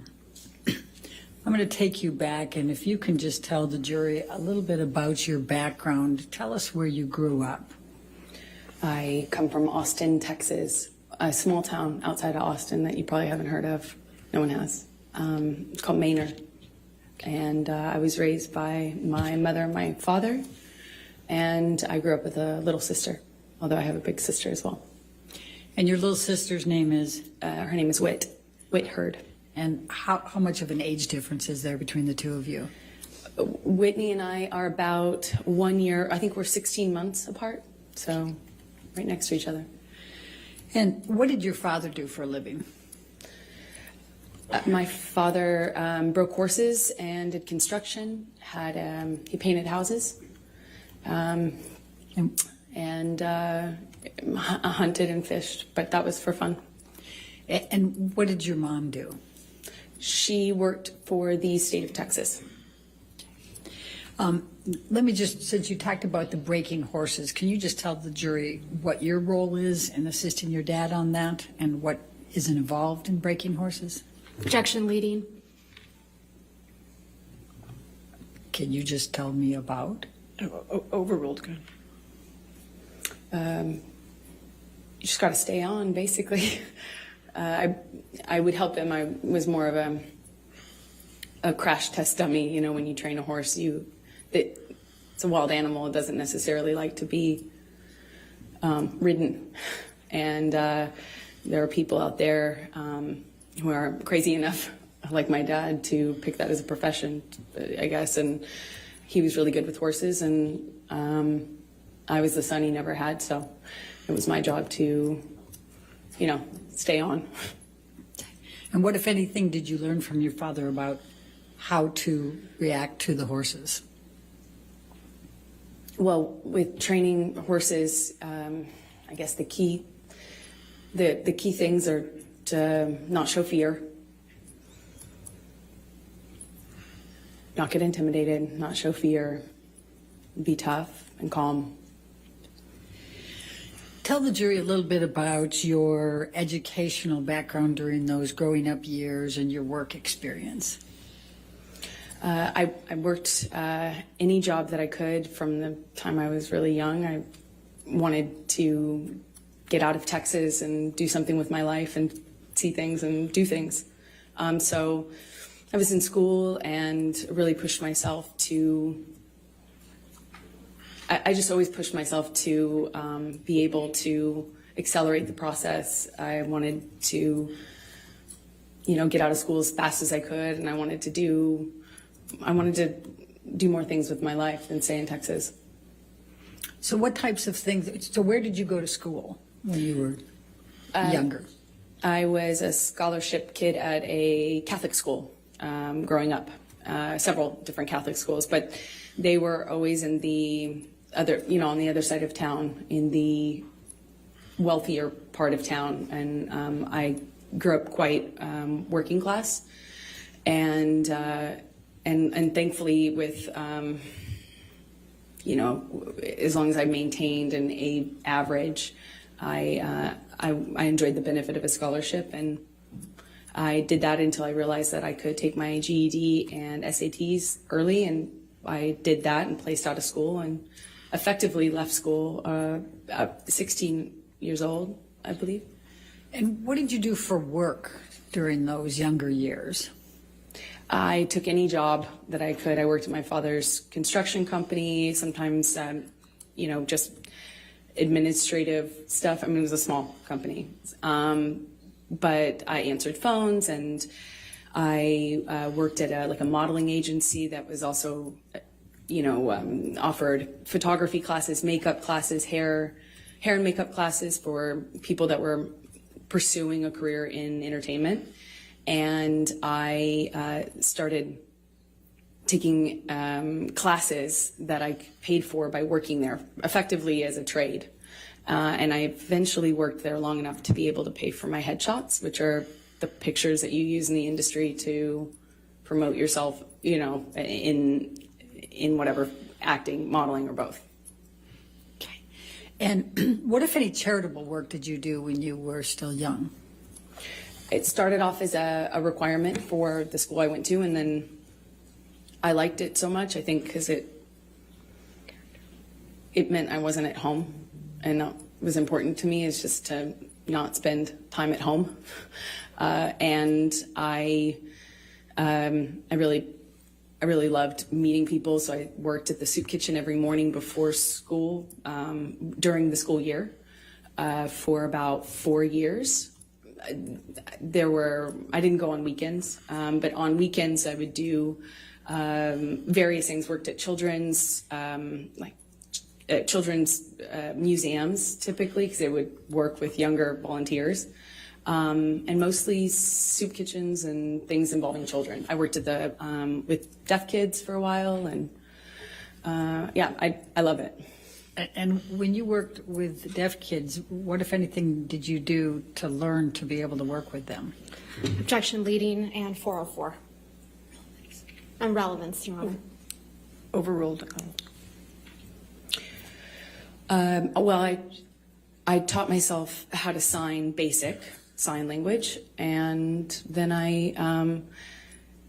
I pursued it. I audited a course at the community college, which I ended up going to get out of high school early later on. But I would audit classes. The teachers never wanted to kick the random 12-year-old out of their class, I suppose. So I remarkably was able to audit, I think, the majority of 2 semesters, and that's also helped me learn. So how did you end up in Los Angeles?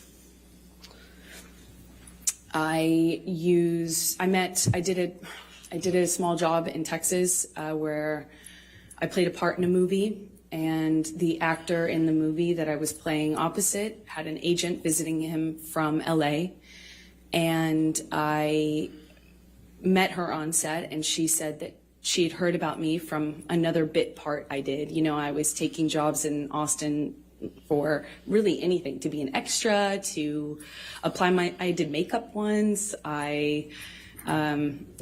Nothing, no job was too small or, for me. So I put myself out there, and she had heard about me, and she said, I have heard about you in this town, and I'd love to meet you in LA if you're ever out in LA. And I was like, when can I come? And she made an appointment with me for the following week, and I used all but $180 or something to get out there, and I landed. I didn't know anyone. I was 17, and I've effectively been there ever since, I suppose. So when you arrived in Hollywood, please tell the jury what you did to get moving there, get going. I went to every audition, every casting, every meeting, every appointment that I could. I put myself out there. I didn't have a car because those were expensive. So I took the bus around LA. It was before smartphones. I had a Thomas guide in my bag and a change of tank tops. Not that it mattered, but I went to about 10 auditions sometimes a day, and would change clothes if I needed to in the back of the bus I was taking, and I just hustled from one audition to the other. And I got a bit part on one thing, and then I got a bit part on another thing, and then eventually my roles kind of became more important or bigger, and it's been a slow progression, I guess, since then, you know, of doing either tiny bit parts in bigger movies or doing, you know, larger roles in movies that no one would see. And I guess, you know, it still is kind of like that. So I'm going to ask you to go from 2002 to 2009. If you could just describe for the jury a little bit what types of parts you had. I think they've indicated they didn't. You have not been well known here in this courtroom compared to Mr. Depp. So perhaps just take them through a little bit of that. Yeah, that's fair. I did small roles in big films like, you know, Zombieland and Pineapple Express and movies that were well known. My first one was Friday Night Lights. But again, I had small roles in those bigger films. And then I would do larger roles in kind of smaller films. Like I did a project where I was the lead in a John Carpenter film, and he came out of retirement to do that. And that's kind of how it was in terms of my career for those that first initial 10 years or so. It was just going from slightly bigger role to slightly bigger role and just working my butt off. So I'm going to take you up to 2008. Did there come a time that you auditioned for The Rum Diary? Yes, I auditioned for that in about 2008, I believe. Please describe for the jury your experience in auditioning for The Rum Diary. Well, I auditioned a few times, which is common in my work. You know, you get a call back, as they say. And I think I had at least one, maybe two callbacks with the director. And then I got a call saying that Johnny, who at the time was, I think I knew that he was producing it as well, was doing a project that was something very personal to him. He was reprising his role as his late friend, Hunter S. Thompson, and it was a very important project to him, and that he wanted to meet me in person. I thought I would be going for maybe an audition, but it was just a meeting. I went to his office and met with him for a few hours. And what did you talk about during those few hours? We talked about books and music, poetry.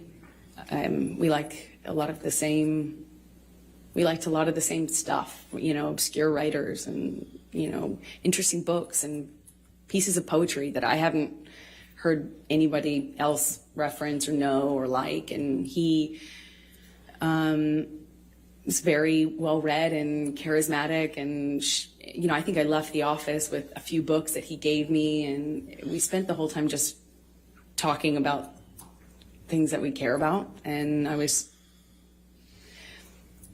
so surprised that somebody, you know, I knew who he was. I wasn't familiar, you know, I wasn't a fan of his work. I wasn't familiar with him, but I knew who he was. You know, he's one of the most famous people in the world. So it was already a weird thing to go and get called into his office. And, you know, I'm a no-name actor. I was 22, I think, and I thought it was unusual. It was weird because he was twice my age, and he's this world-famous actor, and here we are getting along about obscure books and weird, you know, old blues, and I thought it was remarkable. You know, I thought it was unusual and remarkable. I left there just feeling like, wow. So did there come a time that you learned that you were going to be cast for the role in The Rum Diary? Yes, a few days later, my agent said that Johnny's going to call you. We gave him your phone number. I was like, oh, okay. And shortly after, my phone rings, I pick it up, and I hear, you know, this like deep voice on the other line, and he said, "You got you're it, kid. You're the dream. Hunter wrote this part, and you're the dream. You're it, kid." I was like, and amazed. Please describe for the jury what that means. What was the Rum Diary and this Hunter Thompson? What was the concept here, and what role were you playing? Well, it was my understanding that he was bringing to life his late friend, And what he told me was that this character is supposed to be the dream woman, like the dream, American dream. And so I knew what he meant. He indicated to me when he told me I got the role that I was that, you know, that I was the dream kid. That's what he said. So did there come a time that you started filming The Rum Diary? Yes, I'm not quite sure how much. I think we started filming in maybe March of 2009. And where did you film The Rum Diary? We shot it in Puerto Rico. And describe, if you can, the events of the filming and your interactions with Mr. Depp during that time. It was a bit surreal, you know, filming in a place like Puerto Rico. It was beautiful. It takes place in the 50s, so everything really looked beautiful, and, you know, cars and clothing, the music. It was a very colorful shoot in general.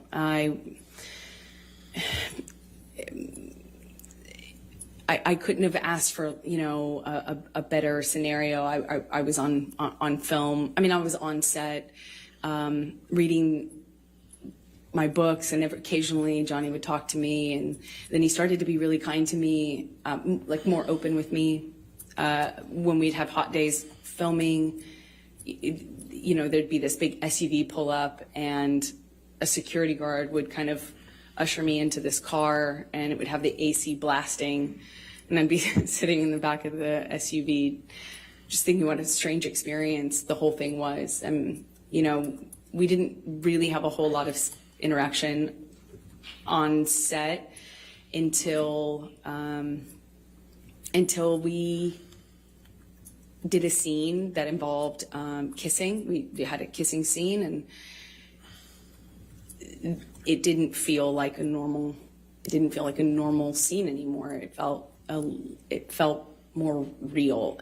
There are certain things that you do in the job to be professional, like when you have to do that sort of scene, and you don't you don't use your tongue if you can avoid it. There's certain things that you do to just maintain a certain line, and it just felt like those lines were blurred. I mean, he grabbed my face and pulled me into him and really kissed me. But we were filming a scene. Did he use his tongue? Yes. Okay. Did you celebrate your birthday while you were in Puerto Rico? I did. I celebrated, I think, maybe my 23rd birthday there. And what, if anything, did Mr. Depp do for your birthday? Well, we were already kind of talking about books and poetry and things like that. He gave me a few really beautiful poetry books. And he gave me a bicycle, like a vintage bicycle, because at the time I was riding around on a bike, and I had a lot of time off since I was a smaller role in the movie. And yeah, I think that was it. Okay. Now, did there come a time that you ended up visiting him in his trailer? Yes, I think we would hang out if, you know, after or in between scenes or in between setups. We often were, you know, talking about things, and would continue the conversation into the trailer, often with the director. Bruce Robinson was his name. And then at one point we talk about wine. It's another thing that Johnny and I shared in common, a love for wine, red wine. And we were talking about a kind of wine that I enjoyed, and I was, you know, going on about how great this bargain wine was, and I didn't understand, you know, how much more sophisticated Johnny's taste in wine was. So I was going on about the virtues of Malbec or something, and I brought him a bottle of this wine, and I set it down. And at some point, I'm going back to get back to set, and he kind of kicked his, like, you know, foot up in the air and basically kind of lifted the back of my bathrobe up, and Can I just stop you there? Why were you wearing a bathrobe? because I was doing a scene. It was a period film, so it took place in the 50s. And so I had all of this old undergarments that are for that time era on. And the scene involved me changing. So I had all the costume on. And he kind of picked up the back of my robe with his boot. And I kind of turned around and laughed, giggled, you know. I didn't know what to make of it at the time, and I just kind of giggled and batted it away playfully. And he kind of playfully kind of pushed me down on this bed sofa that was in his trailer, just playful and flirtatious. And he said, "Yum," and he kind of lifted up his eyebrows like that. And I just giggled, laughed it off, kind of batted him away, and, you know, moved on, went back to set. And were you in a relationship at that time? I was. Okay. And was Mr. Depp in a relationship at that time? That was my understanding, yeah. Okay. And did anything else of significant happen during that time period while you were filming with Mr. Depp, other than what you've told us? We just had this, you know, it was a friendship, flirtatious thing. I felt chemistry. I felt this other thing that went beyond the pale of my job, for sure. Johnny clearly felt that way about me, had indicated to me that that's how he felt in many different ways. But at the same time, you know, we were both in relationships, and it is a job, and, you know, it was intimidating. And I just remember feeling kind of intimidated and a little nervous about that. And I also was in a relationship, so we went our separate ways, and I didn't hear from him for a long time. And that's, so approximately how long were you filming in Puerto Rico for The Rum Diary? A few months is my best All right. guess. And when you left Puerto Rico in the filming, when is the next time that you had any contact from Mr. Depp? And contact could include anything, communications, written communications, as well as telephone or otherwise. We had no contact until Johnny called me on the phone one day, and I was driving, and he invited me over to his home in California, in Beverly Hills. And it was out of the blue. I didn't even have his phone number. So it was quite unexpected.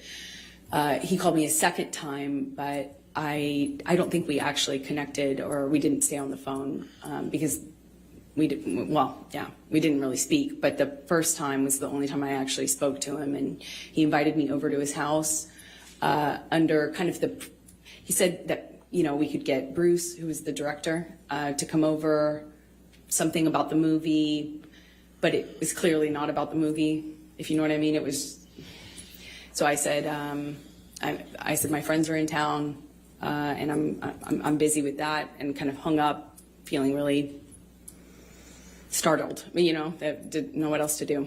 What, if any, gifts did Mr. Depp send you during that time period after you filmed The Rum Diary? He sent me several gifts. He sent me a beautiful dress, one that I wore in the movie, with a beautiful handwritten note, said "Happy Wrapping." I literally just got into bed. I remember the television was on, and I was reading, and I suppose Miss Heard was down in her area, taking off her makeup and changing into sleep clothes, whatever, and she entered the bedroom while I was laying on my side of the bed, reading, and she was still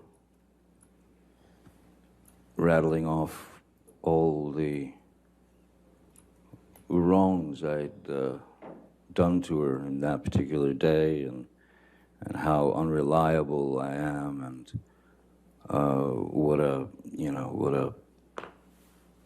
horrible person I was. And I did not engage verbally, nothing. I sat there or laid there reading my book. And when she didn't get a jump out of me or a jolt out of me, she got out of bed, she walked around the bed, she came to my side, and again, you've got a person who is throwing multiple shots at your face, at your head, at your neck, at anything she could hit. So I got up out of bed and I grabbed her by the shoulders and I sat her down on the bed. And I said, I'm leaving. Please don't get off the bed. Please don't follow me. Please don't try and stop me. I'm leaving. And she got up off the bed and she squared off at me in the doorway of our bedroom. And I said, what do you want to do? Hit me again? Would you like to hit me again? And I said, go ahead, hit me. Bam.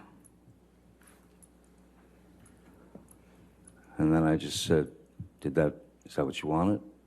Would you like another? Bam. There's the second one. And I said, good, now you're done. Grabbed her by the shoulders, walked her to the bed, sat her down, and said, don't follow me. Leave me alone. I'm out. I'm gone. I went, I grabbed a few things, and I got out immediately, and I went to my other house on Sweetser.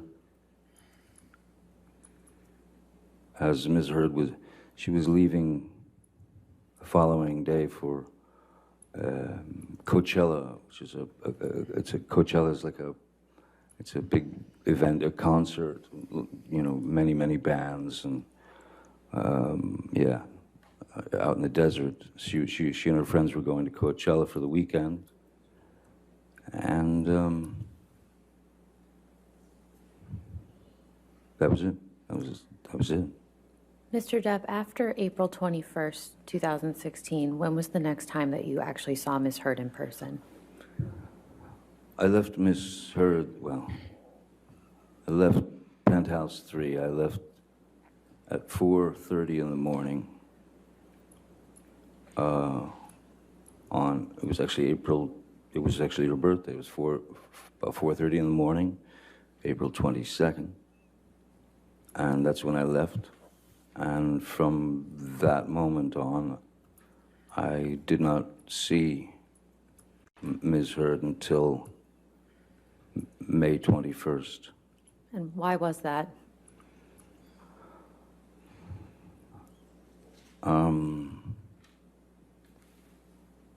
I had received some news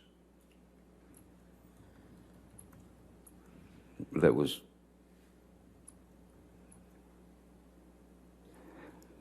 as absurd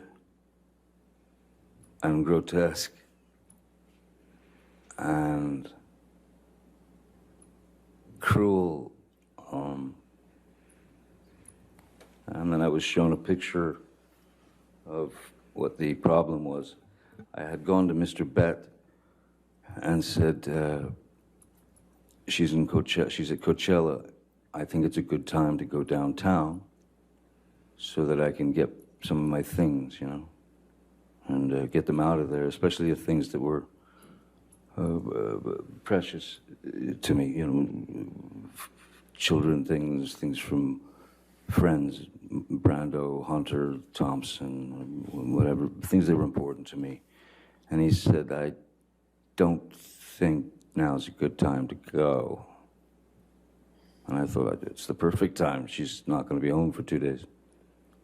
And then he showed me a photograph on his telephone of... Objection, Your Honor. Also hearsay. It's a photograph, Your Honor. As being relayed to him by Mr. Bett. He says he looked at it on his phone. I'll overrule the objection as the photograph. What was the photograph of, Mr. Depp?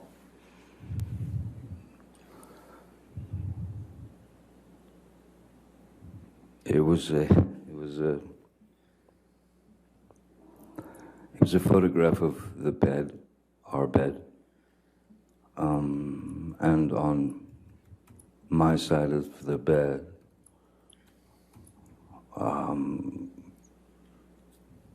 was human fecal matter.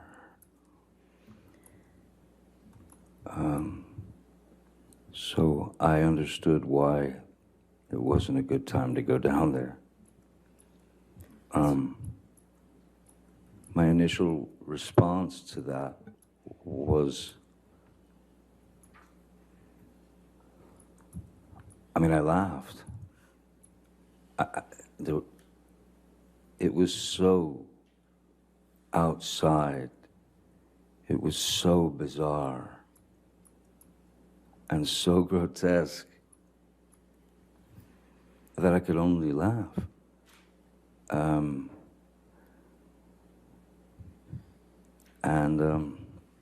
So I did not go down there that day. Mr. Depp, how?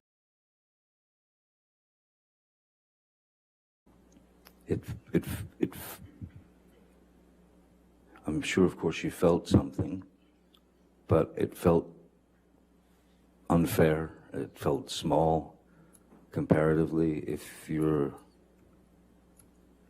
loved one or your husband has had some very serious issues brought before him.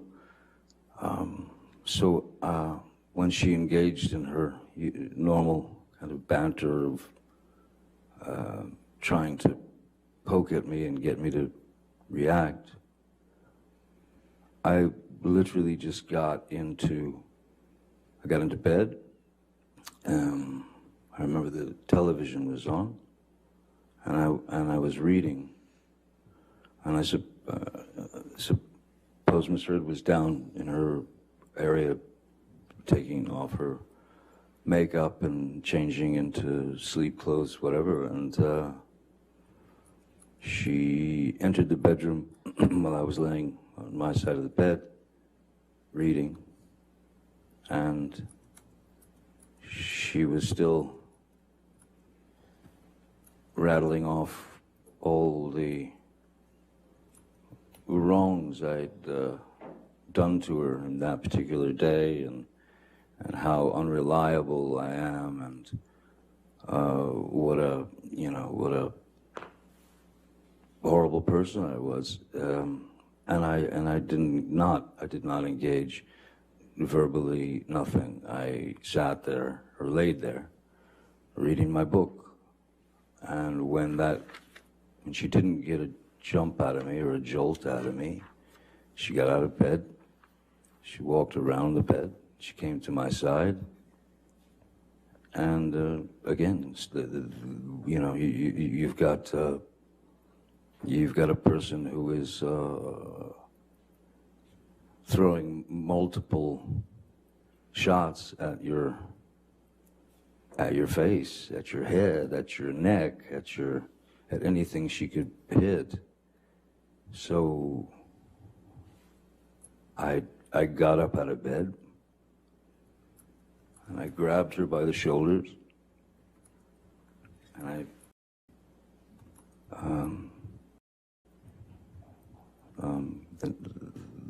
the night before I saw Miss Heard for the last time, well, essentially. I'm so sorry, Mr. Depp, but how did your mother's death affect you?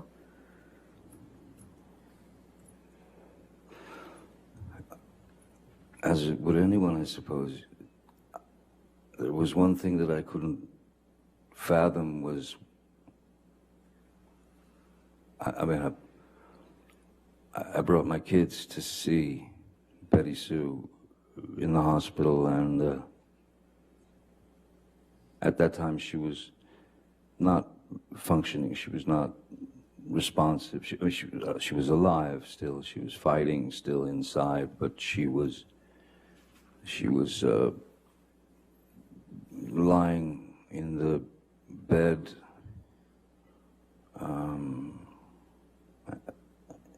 And what, excuse this analogy, but all I could think of was how if she's conscious if she's conscious of everything that's going on around her, but has no ability to speak, has no ability to move. I knew that the one thing, as far as Betty Sue was concerned, the last thing that she would have wanted was to have ended up lying there on a, what, it was like, there's my mom lying there on a deli platter. And it was a horrible image. But I brought my kids in to say goodbye, and we all spoke into her ear. And then she passed away later. So it was painful, but there was some side of it too, at least to me, that in a way it was, I was happy for her. Why was that?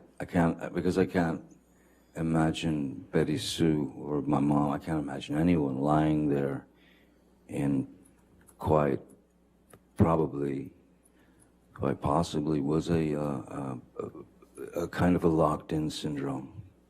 And if she's surrounded by 10 people looking at her lying there in on that deli platter, if you will, I was happy for her that she was out of pain, out of frustration, out of... I was happy that she'd moved. Not happy, I was relieved that she was no longer in that situation. Though, when those you love leave, we're the ones stuck with the pain, with the grieving. But I was glad that my kids got to see her and give her her send-off, I suppose. And but it was it opened my eyes quite a lot to a number of things. And what were some of those things that your mother's death opened your eyes to? That life is a bird song. That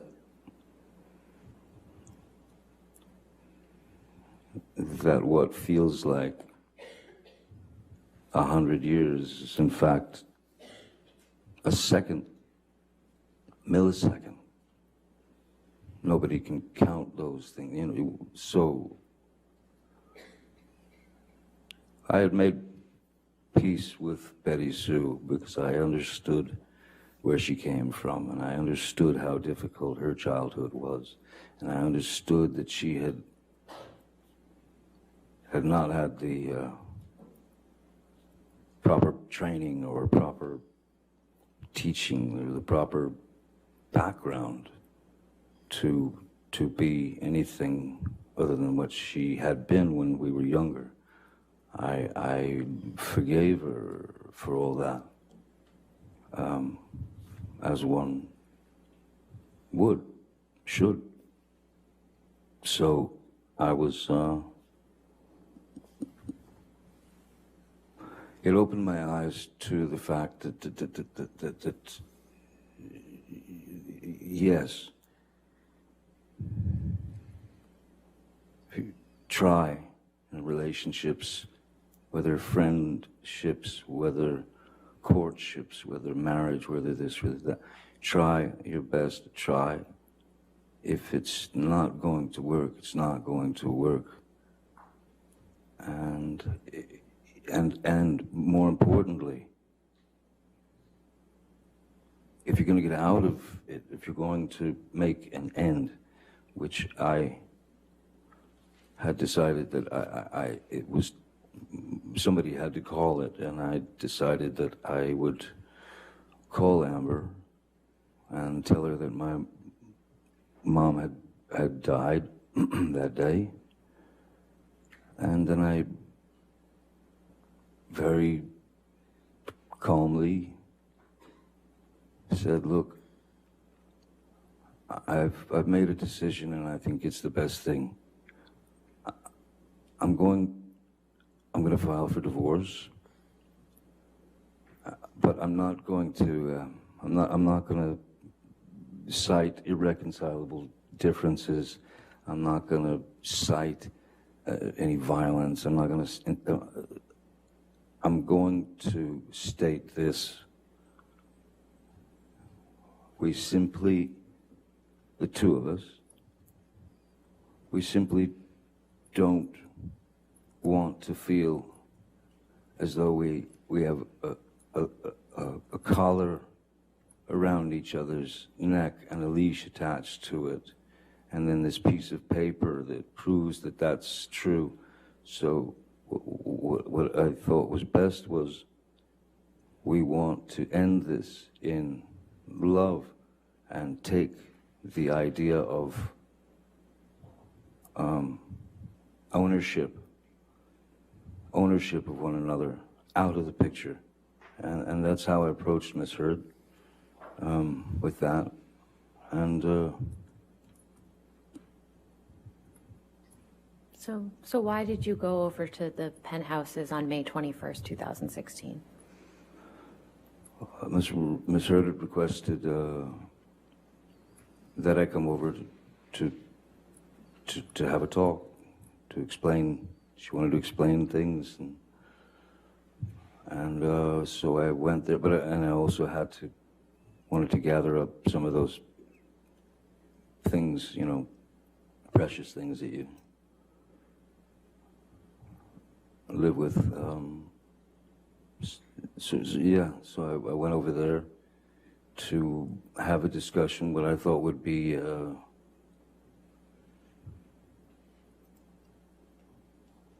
calm understanding. And I figured she understood as well as I did that there was no way back. And I also felt that she would understand that it was the best thing for both of us, and there were no, there was nothing to, there should have been nothing to fight over. It was clear. I told her that I would take care of her and all that, and then she started to, she was telling me about the, she brought up the situation of her fecal matter on the bed, and I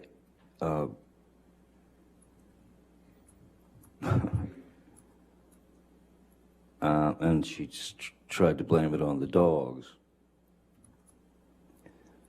But Why didn't you think it could have been the dogs? The dogs they're teacup Yorkies. They weigh about 4 pounds each. The photograph that I saw, and I mean, I lived with those dogs for many years, and so did Hilda Vargas, my she's a woman who's been with me for 30 plus years, you know, from the very beginning. And she was the one who photographed it. It was clear she knew the dogs as well as I did. And that was not, none of that did not come from a dog. It just didn't. Mr. Depp, could we back up a little bit? Who went over to the penthouses with you on May 21st? I went to the penthouses with Jerry Judge and Sean Bett. And I had asked them on the just in case,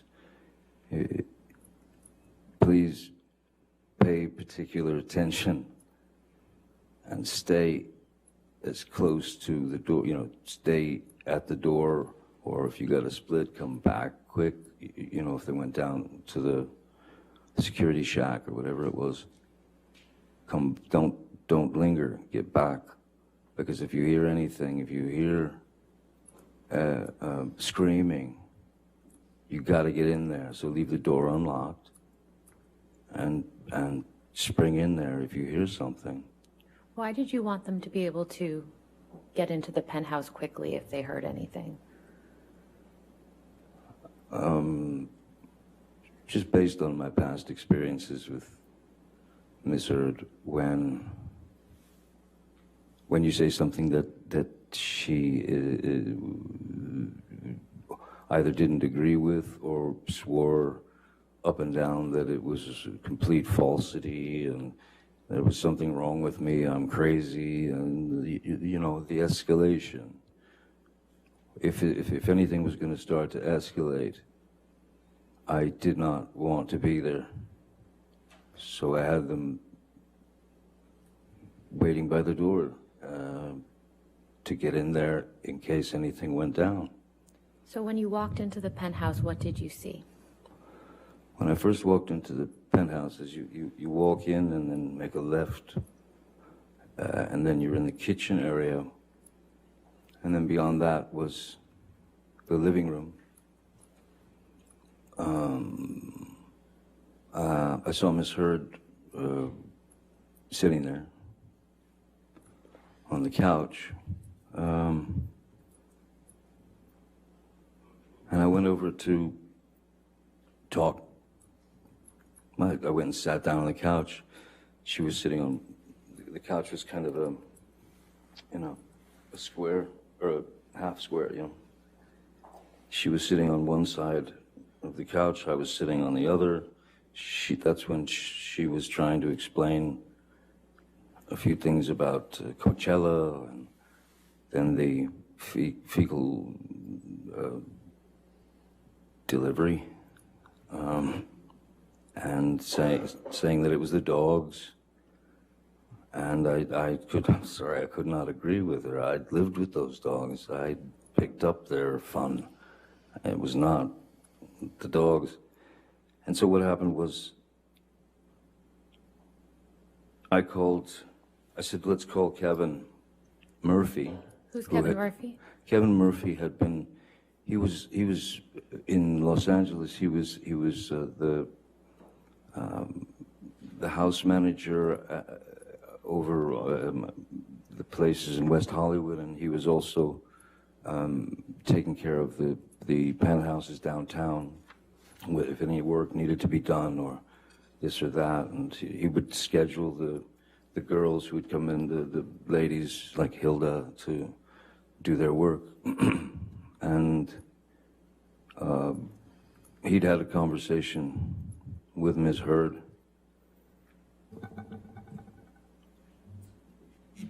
Hearsay, Your Honor. Let's move beyond the All right, let's move conversation on. that Kevin Certainly. Murphy had with Ms. Heard. So after you called Kevin Murphy, what happened? I asked Kevin if Amber and he had spoken about the incident. He said, yes, they had. Okay. And it appears that Miss Heard had told... Hearsay, Your Honor. I'm not sure. This is apparently a statement by Ms. Heard. That he heard from Kevin Murphy. That's what the testimony is. All right, if you want to reframe that, that's fine. Okay. After you when did you hang up the phone with Kevin Murphy?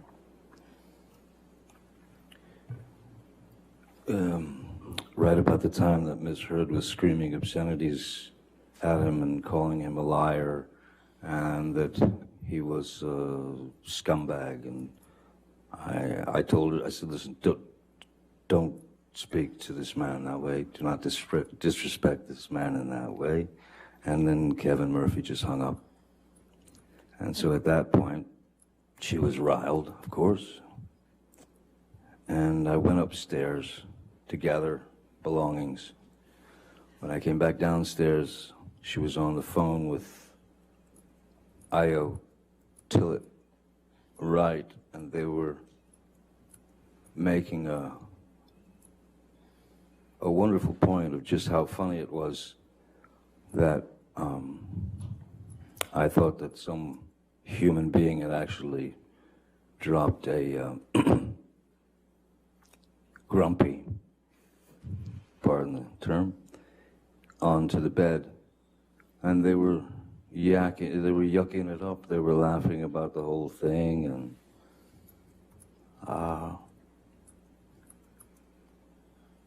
it was. You know, it was a tough couple of days, and I really didn't feel like I deserved that kind of treatment. And I went over, and I said, let me talk to her. I grabbed the phone, and I said to Io, you can have her now. She's yours. She's all yours.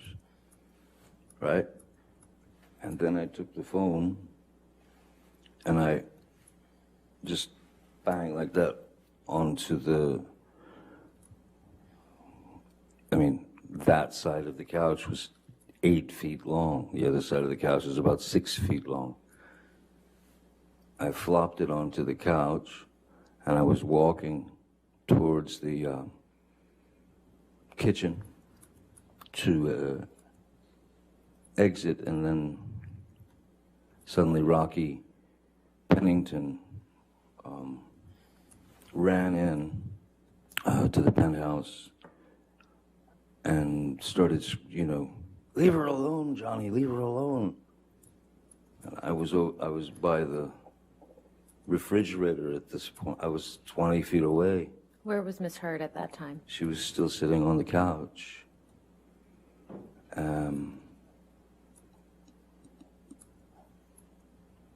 And that's when the screaming,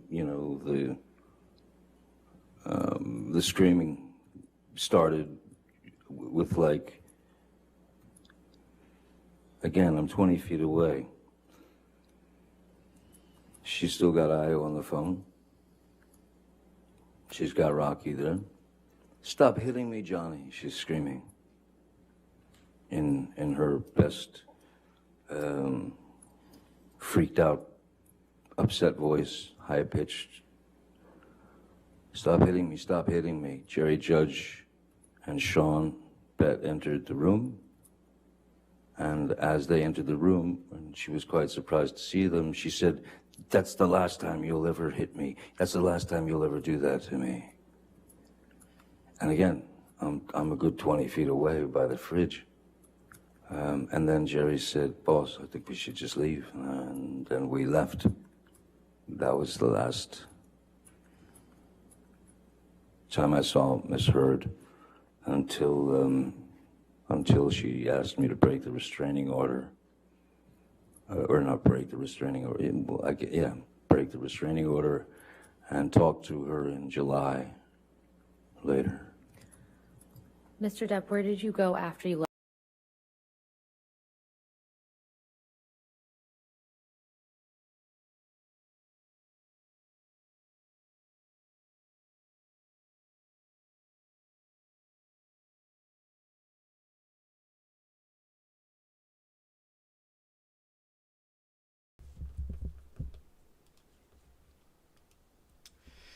All right, so something, Christine, that we've done before, which I used to do these streams more later at night, and I would a lot of times I do read and research on things, and people liked the listening to the stuff when they would go to.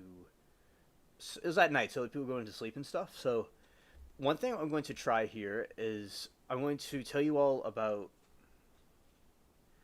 It's 9:50 p.m. here. Oh, okay, nice. Now I was speaking of that though. It reminded me of something. I'm going to tell you all about this pirate from a from a long time ago, Blackbeard. Yeah, and we'll continue doing what we usually do. Okay. Passion said, we already know he's lying and he's difficult to hear, but there's no point putting effort hearing him since he stated before you already know he's lying. It's like an endurance challenge. It's certainly testing patience and testing limits. Indeed. Yeah, because a lot of those recordings, it's like you can't even really hear anything, and your ears are straining, your eyes are straining, and your existence is straining. That is another thing that is true. So my time, it's 8:50. Right. And anybody has other things to request, it's I'm all ears. All right. So now this because I play the pirate game a lot, and we have this pirate of Blackbeard. His name was Edward Tech, and he was an English pirate who operated around the West Indies and eastern coast of Britain's North American colonies. Little is known about his early life, but he may have been a sailor and on privateering ships during the Queen Anne's War. Now, in the game I play, the Queen Anne's Revenge is in the game, which is a pirate ship that's like a special high level in the game.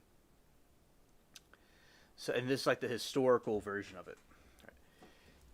Before he settled on the Bahamian island. That's an interesting name for it. I've not heard of that before. It's the Bahamas, but it's a different way of talking about it. Of New Province, a base for Captain Benjamin Hornigold, who Tech joined his crew. Yeah, so they would go. This is where a lot of these pirate stories that we hear about come from. They're from this specific individual, right?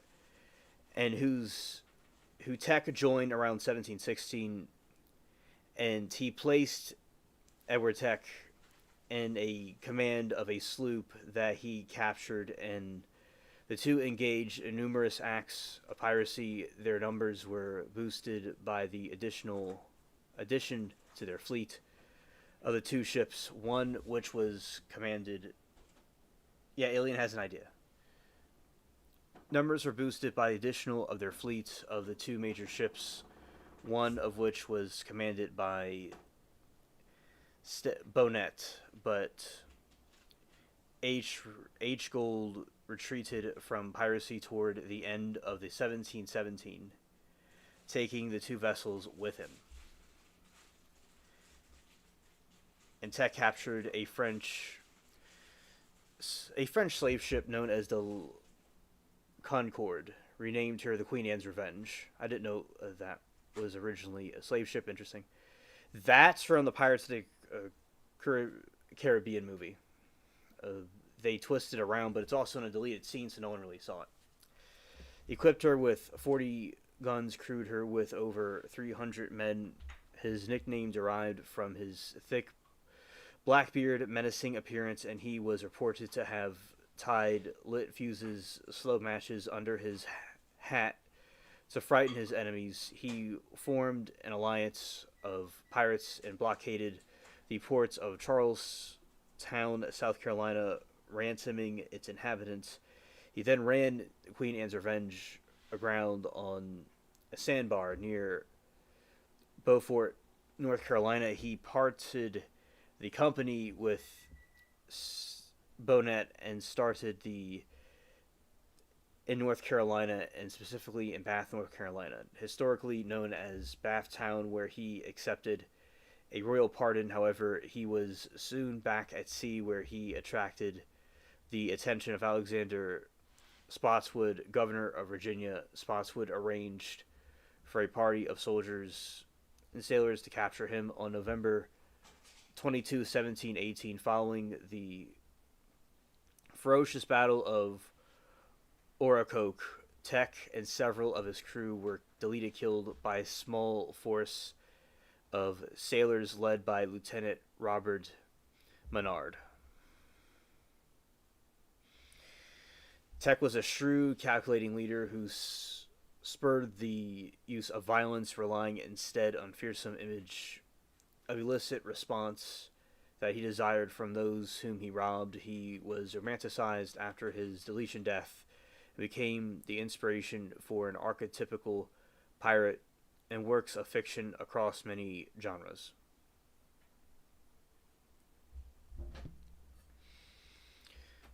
In his early life, right, the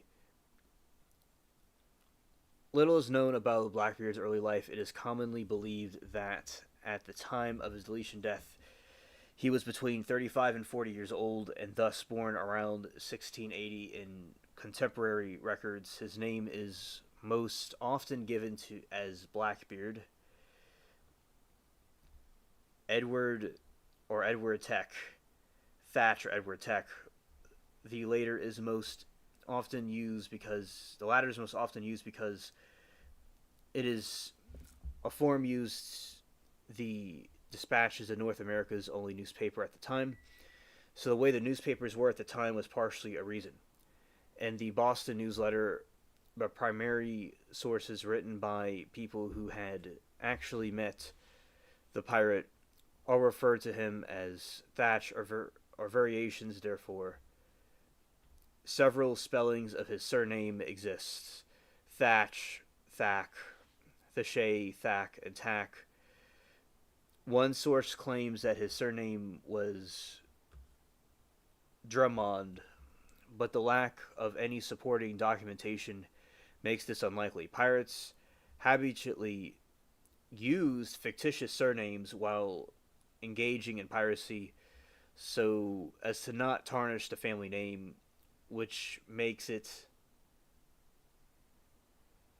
life is a bird song. I like that. Yes.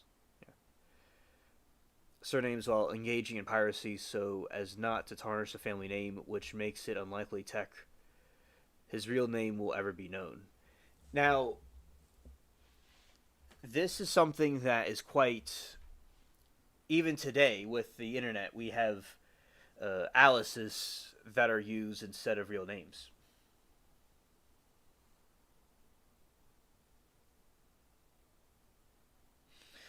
Hello, Toby. Good evening to you. Hiram just came from trying to catch up with Brian Walsh. The defense attorney made me run away. Yeah. All right. So, in that, yeah, I'm hearing about that trial with Brian Walsh. It's, hi, my ears are too sore to listen to sound. Okay, understood. I've heard that Brian Walsh trial is cringe so far. Yeah. From what I'm knowing about it. In the 17th century, the rise of Britain's America's colonies and rapid 18th century expansion, the slave trade had made Bristol the important international seaport, and Tech was most likely raised in what was then the second largest city in England. He could almost certainly read and write. He communicated with merchants, and upon his death had his possession a letter addressed to him. Life is a bird song, but amber is a vulture. Yes, that's true. That's true. Possession, and a letter addressed by him to Chief Justice, Secretary of the Province of Carolina, Tobias Knight. Another Robert Lee speculated that Tech may therefore have been born into the respectable, wealthy family. He may have arrived in the Caribbean in his last years of the 17th century. On a merchant vessel, possibly the slave ship, the 18th century author Charles Johnson claimed that Tech was for some time a sailor operating from Jamaica on the privateer ships during the War of the Spanish Succession, and that he had often distinguished himself for his uncommon boldness and personal courage. It is unknown at what point during the war Tech joined the fighting, as the record has life before became a pirate.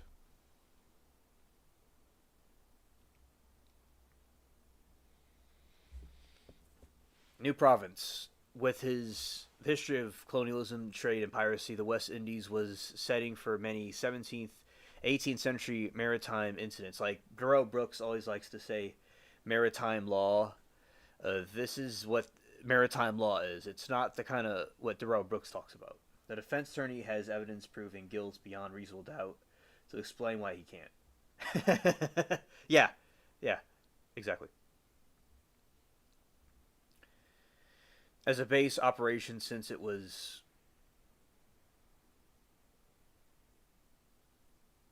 and Toby says Johnny Depp has ruined my picture of pirates completely. I think pirates, I think of the Caribbean. Yeah. When I was little, while the pirate movie came out and right before that, the pirate themes were so different than it used to be. I do like the Johnny Depp one, but it certainly has changed the way we see pirates now. And its busy shipping lanes were filled with European vessels crossing the Atlantic. New Province's harbor could easily accommodate hundreds of ships, but was too shallow for Royal Navy's larger vessels. The author of George Woodbury described the New Province as no city of homes. It was a place of temporary sojourn. I don't even know what that is. Yeah. Refreshment for a literally floating population. Continuing, the only permanent residents were piratical camp followers.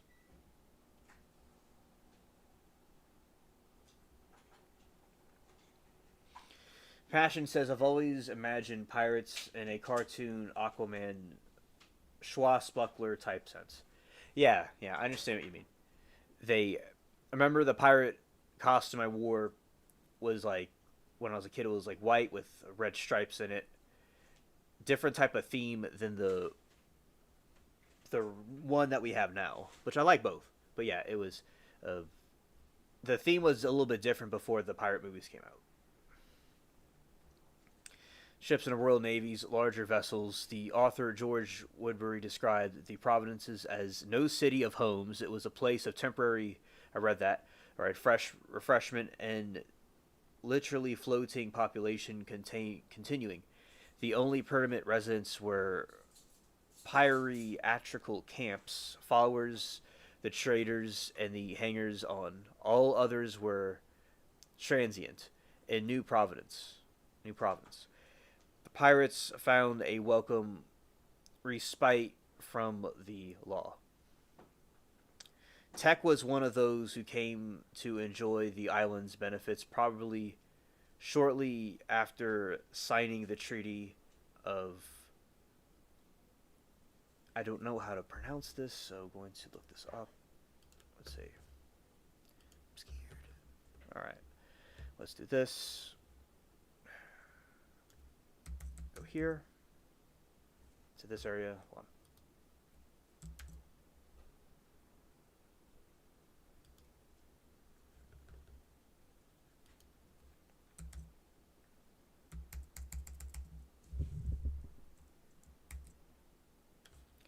Well, we have to do it all over again because it didn't quite work. Okay, so let's do this.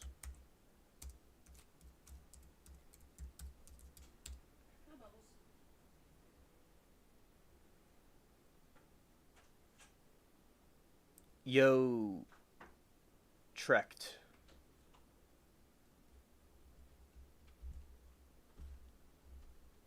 Okay.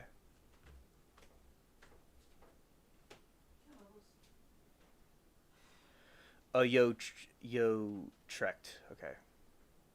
Let's go here.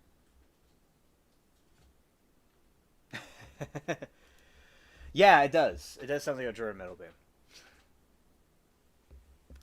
That would have been a good name for it.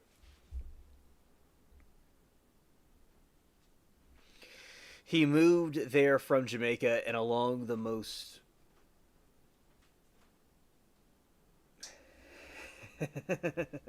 Oh, okay, Toby, thank you for letting me know. All right. Tech was one of those who came to enjoy the island's benefits. Oh, okay. Okay. I thought so. I didn't know. I wouldn't know that for certain, but that's what I would have thought. Okay, thank you. Thank you. Hey, you Trek. Yeah, because what there are sometimes the AI will give silly things. Okay. Treaty of Utrecht. Okay. He moved there from Jamaica, and along most privateers once involved in the war became involved in piracy, possibly around 1716. He joined the crew of Captain Benjamin, a renowned pirate who operated from New Providence's safe waters in 1716. Benjamin placed Tech in charge of a sloop he had taken as prize in the early 1717. And both of them, each captaining the sloop, set out to the mainland. They captured a boat carrying 120 barrels of flour out of Havana, and shortly thereafter took 100 barrels of wine from the sloop. Alright, and so campy. I miss the way they used to treat heroes, sometimes bam, kapow. Yeah, yeah. So he said, they gave you the pronunciation of a word, treaty, which is what the peace treaty was, even though it should be a German metal band. Okay, Toby, thank you for clearing up what happened.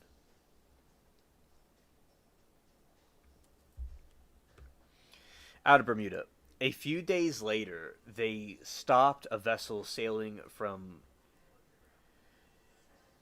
Meds area of Charlestown, South Carolina. Tech and his quartermaster, William Howard, may at this time have struggled to control their crews. By the time they had probably developed a taste for wine over there, and on September 29, near Cape Charles, all they took was the Betty of Virginia was her cargo before scuttled her with remaining cargo. I remember Batman made sure to put a nickel in a parking meter and lectured Robin in the importance of following the law. I'm thinking of the brave and bold cartoon, The Adam West Experience. Okay. Yes, they do swear in those now, Toby. That's true. Okay. It was during the cruise with Benjamin, the earliest known report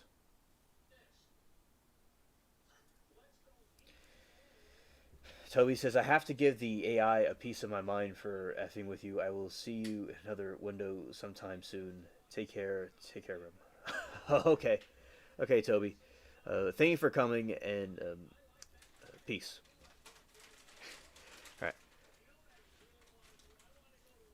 It was during the cruise with Benjamin, and the earliest known report of Tech was made, in which he is recorded as a pirate in his own right, in command of the large crew.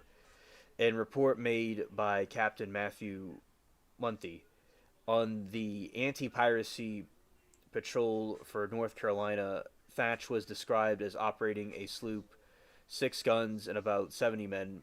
In September, Tech and Benjamin encountered the said Bonnet, landowner and military officer from wealthy family who had turned to piracy earlier that year. Bonnet's crew of about 70 were reportedly dissatisfied with the command. I have to spit like a psych ward patient, the assistant said. Just let it sort of fall out of your mouth. Okay. Sleep well. Imagine drooling on the floor, baby, to help relax. Hilarious passion.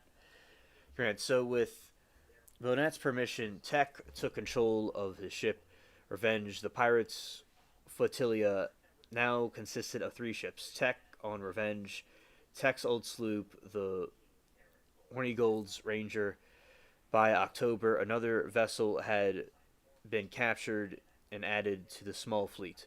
The sloops Robert, Philadelphia, and Good Intent of Dublin were stopped on 22 October 1717, and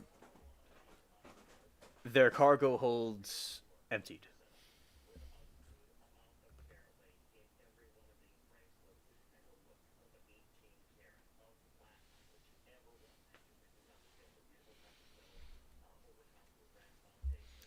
As a former British privateer, Hornigold attacked only his old enemies, but for this crew, the sight of British vessels filled with valuable cargo. Oh, welcome back, G.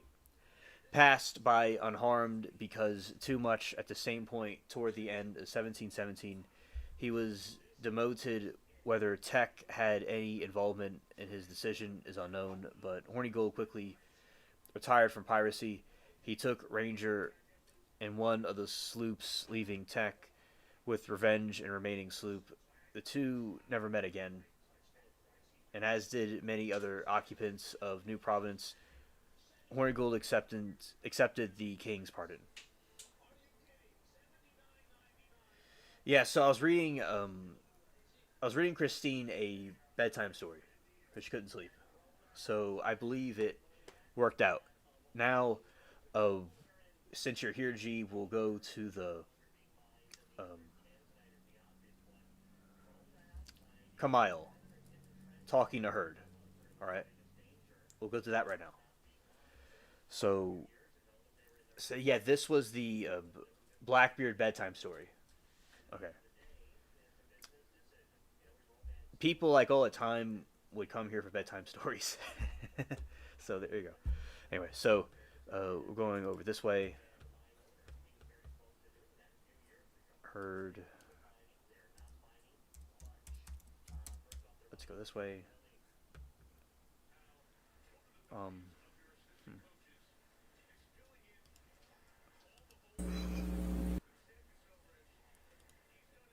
You put up plaintiff.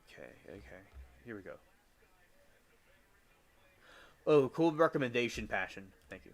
Okay, let's go to this area.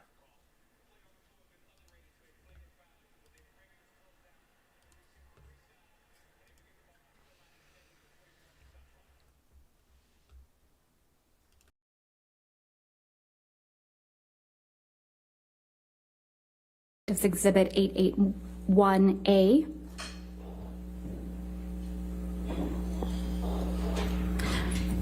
Ms. Hurd, I'm going to ask you to take a look at Plaintiff's Exhibit 881A. This is one of the articles containing the counterclaim statements by Adam Waldman. Is that correct? I haven't seen the article yet. Okay. Why don't we go to page 8 of this article?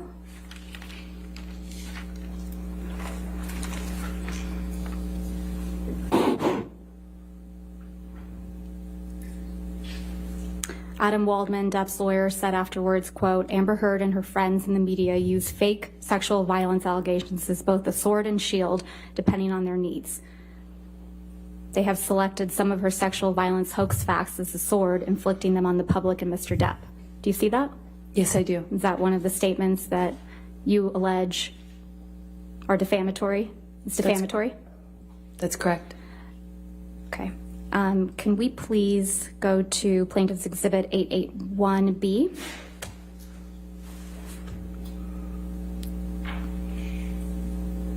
And if we could go to page 10 and 11.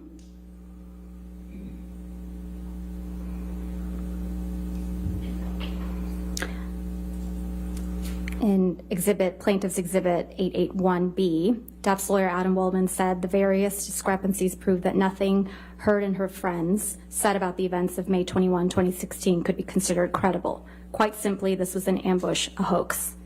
They set Mr. Depp up by calling the cops, but the first attempt didn't do the trick, he told thedailymail.com.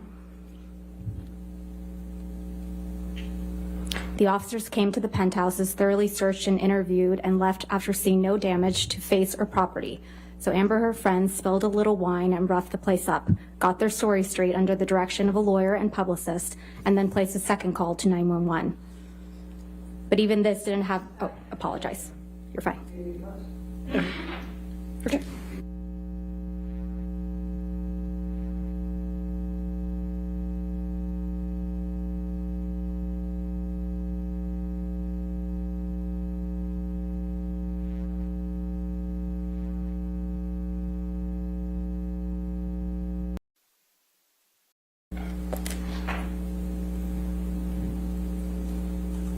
And go to page 11.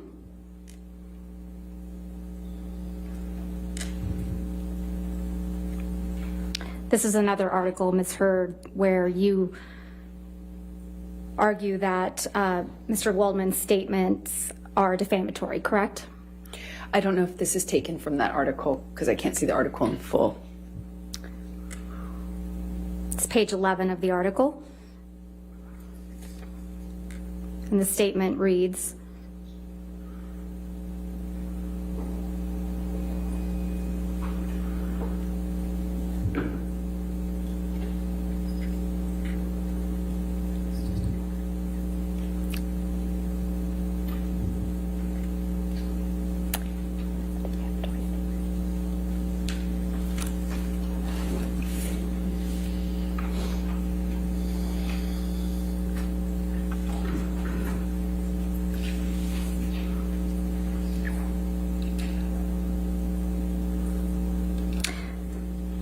we have reached the beginning of the end of Ms. Heard's abuse hoax against Mr. Depp. Is that correct? Is that one of the what you claim is one of the defamatory statements sent by Mr. Waldman? I believe so. Okay, thank you.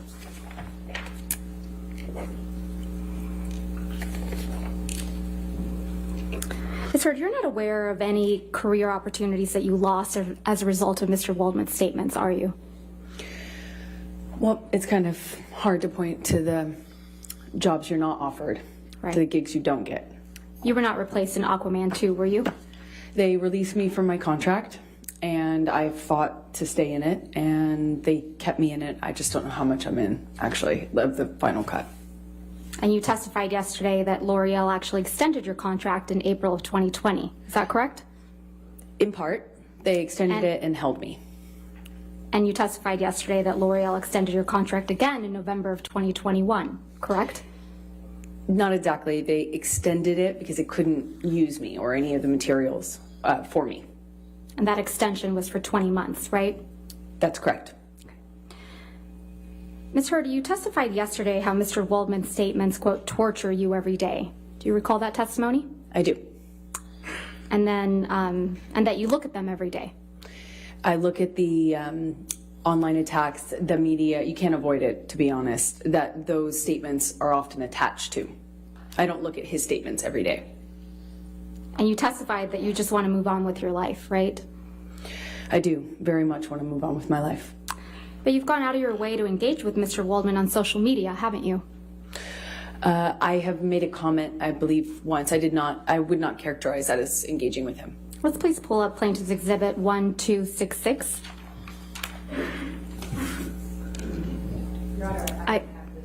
It's right there. Your microphone. Yeah. Your microphone. I don't have this yet, so I'm asking for it to right be there. given to me Okay. before. It's a photograph. I think it's just a, This is your tweet, right, Ms. Heard? That is correct. I'm going to move to admit and publish this tweet. I don't object to relevance. the objection, I'm sorry, what was the objection? I'm sorry, relevance? All right, I'll overrule the objection. 881C in evidence. Is that right? Can we please have it published to the jury? What was it? I'm sorry, 1266. I apologize. Thank you. Thank you, Your Honor. This is from March 26, 2021, right? That's what it looks like, yes. And this is after he made the statements you claim are defamatory, right, Ms. Heard? 21, yes. Ms. Heard, you tweeted at Adam Waldman, quote, "Yes, Mr. Waldman, I may be wearing makeup on this occasion, but on every occasion you will still be short." Did I read that right? Yes.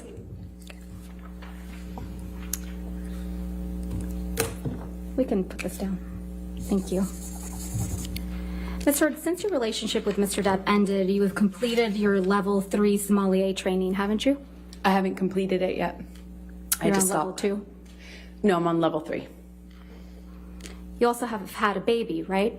I have. And you enjoy being a mother? More than anything. You still love to cook?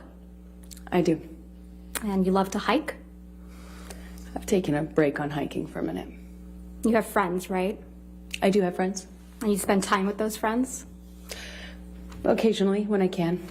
And you exercise regularly? Every day. You just filmed a movie in March of 2022, isn't that right? Yes, the one I just shot in Guatemala that I spoke of earlier. And you have you had a major role in a major film that's scheduled to be released soon. Is that correct? Aquaman 2? As I said, I don't know if I will even be in the final cut or how much I will be. It was difficult to stay in the movie. You struck Mr. Depp multiple times during your relationship, didn't you, Ms. Heard? There were many times I had to use my body to defend myself, and that included swinging wherever I could. If it meant I could get away, absolutely. If it meant a difference between a sore face and a broken nose, you bet I would. You That's bet. your testimony under oath that you never struck Mr. Depp as the initial aggressor? Well, he was holding me against the wall by my neck. You know, I might be the first person to have been the first one to slap, which happened in Australia, you know, and he was choking me. But I wouldn't say I was the initial aggressor in that situation. You got physical with Mr. Depp often during your relationship, didn't you? I had to defend myself as best I could. Didn't seem to make much of a difference. You just couldn't control yourself, could you, Ms. Heard? I tried to defend myself when I could, but it was after years of not defending myself. Can we please pull up Plaintiff's Exhibit 356? And, Your Honor, portions of the exhibit were entered into evidence yesterday, but we moved to admit the entire recording. All right. And I can confirm that there's no other voices besides Ms. Heard's and Mr. Depp's. And I intend to play from 1:29:27 to 1:30:07. So I have 356A in evidence. Is any objection to the entire 356 coming into evidence? If I may. Okay, Hold on just for a sure. moment, Your Honor. I have to check on something. Which one?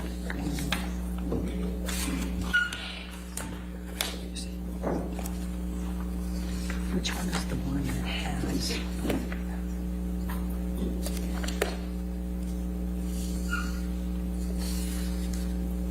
The excerpt for now, and we'll double check our notes on that, because there was one that had something in that couldn't go, and I just can't find my notes on that All right, right we'll now. just call it 356B for now. That's fine. and Thank you, then- Your Honor. Could you just give me the times again? Yes, of course. 1:29:27 to 1:30:07.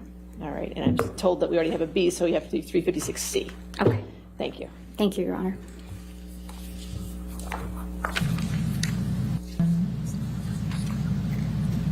I can't promise you that I'll be perfect. I can't promise you I won't get physical again. God, I fucking sometimes get so mad I lose it. I can fucking promise you I'm gonna do everything to change. Promise you.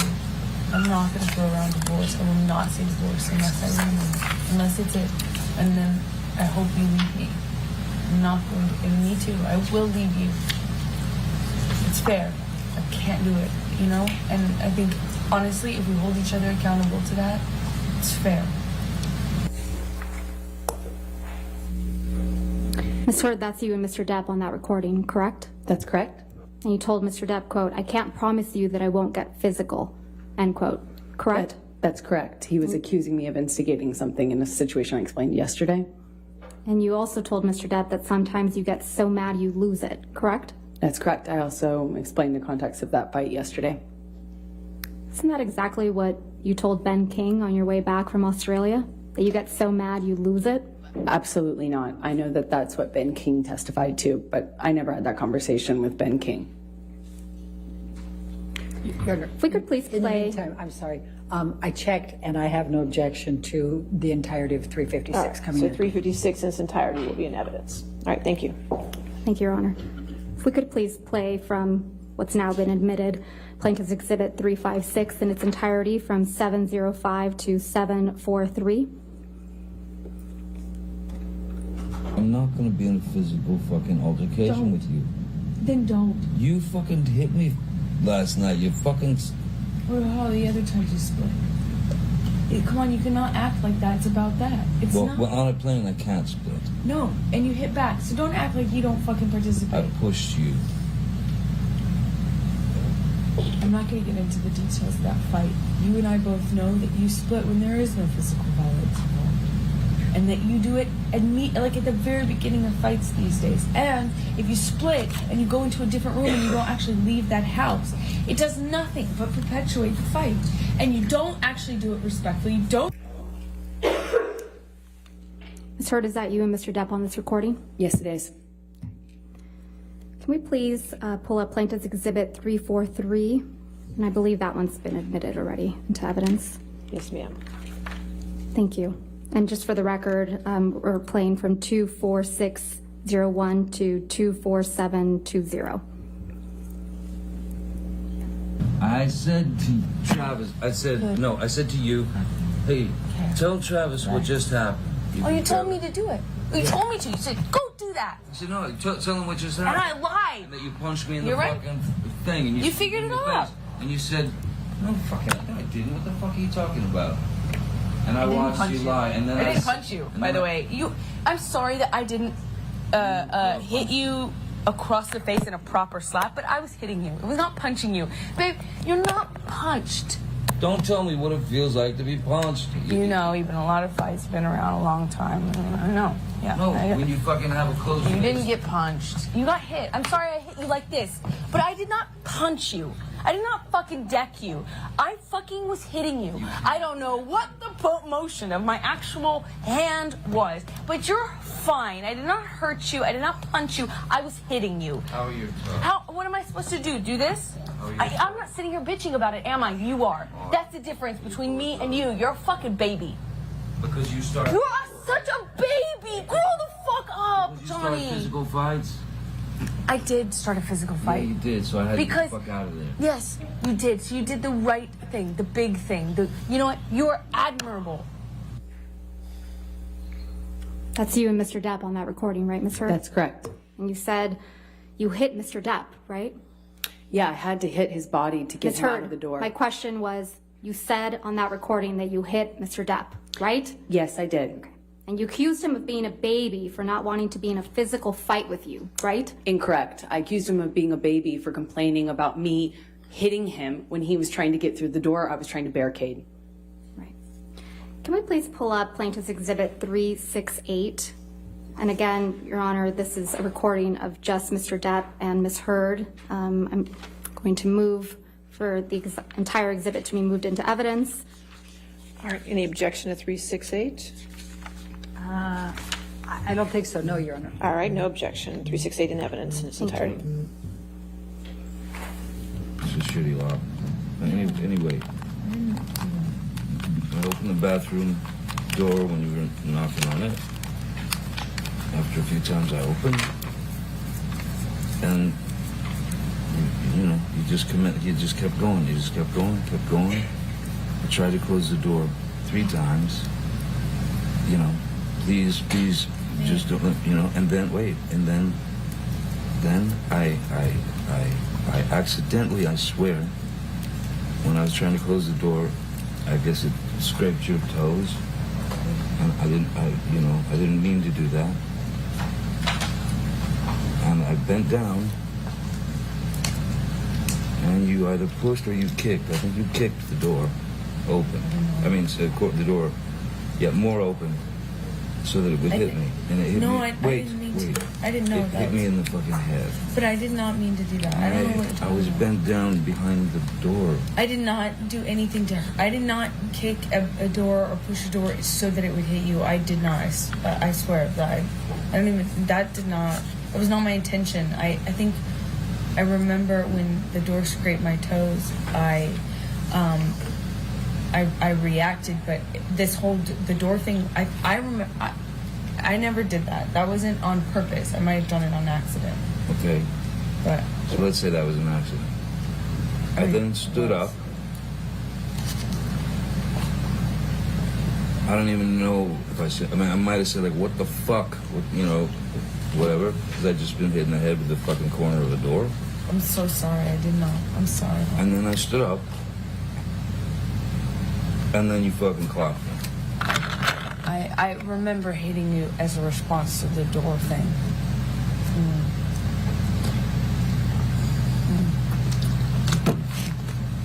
And I'm really sorry about hitting you with the door or hitting your head. I did not mean to, nor. You didn't mean to hit me in the head with the door, but you meant to I did punch me in the jaw. I meant to hit you, and I did not do this thing with the door. I do remember. I did mean to hit you. So that you didn't mean. The door? No, God, no, I didn't. But punching me in the jaw. I didn't. Okay, I'm sorry I hit you. I did mean to hit you, but it was in response. I just reacted in response to my foot. I just reacted, and I'm sorry. It's below me. Your foot? That was why you punched me? Yeah. But I'm sorry. I'm sorry if I. Again, that's you and Mr. Depp on that recording, right? That's correct. And Mr. Depp was hiding from you in the bathroom. Isn't that Incorrect. right, Ms. Heard? Incorrect. Well, Mr. Depp said on that recording, I opened the bathroom door when you were knocking on it. Doesn't he? I don't know if he said that, and I didn't hear that. And one Mr. detail. Depp said, when I was trying to close the door, I guess it scraped your toes. He says that, doesn't he? Correct. And then you kicked the bathroom door into his head, didn't you? No, I didn't. And I then you punched him in the defended jaw. myself in that audio. You can hear it for yourself. Right. And then you punched him in the jaw. I also did not do that. I tried to make that clear on the audio tape too, So- in futility. So Mr. Depp said, you meant to punch me in the jaw, right?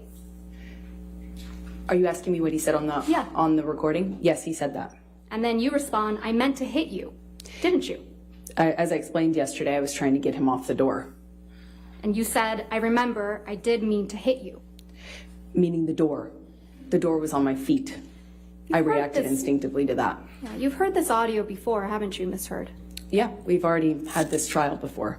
Yeah, it was played for you when you were deposed in 2016 in connection with your divorce from Mr. Depp, wasn't it?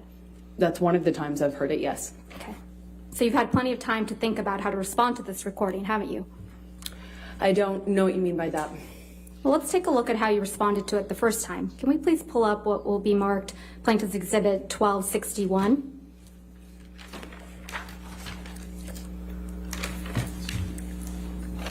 The next thing that I'm going to play to Your Honor? you Okay.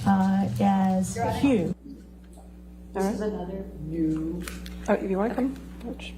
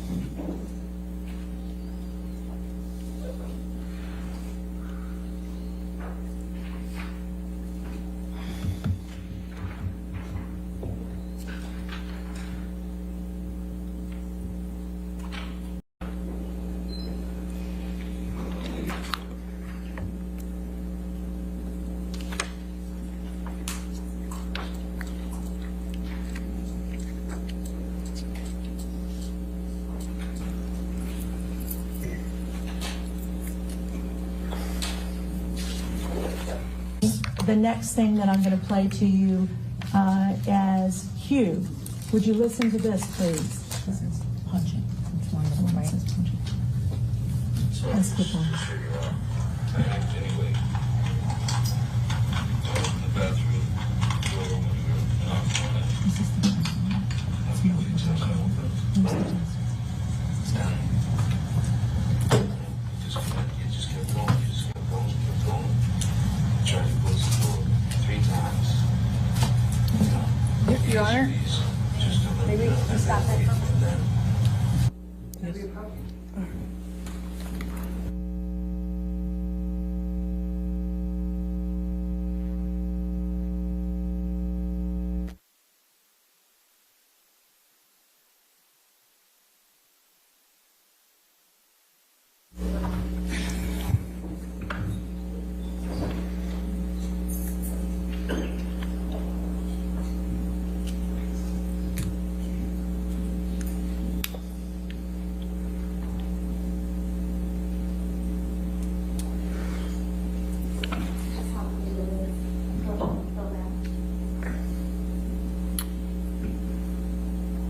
And they can do they can do it through reading the deposition, Your Honor. They don't need to do that. I asked them to take it off the screen.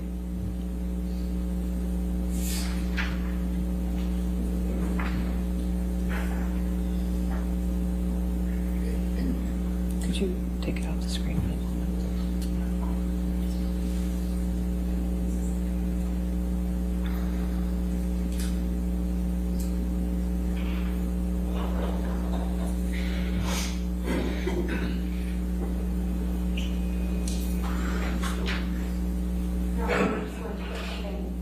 Okay.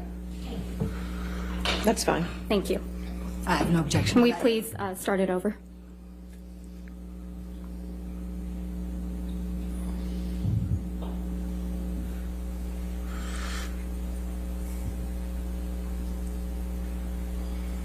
The next thing that I'm going to play to you as Hugh.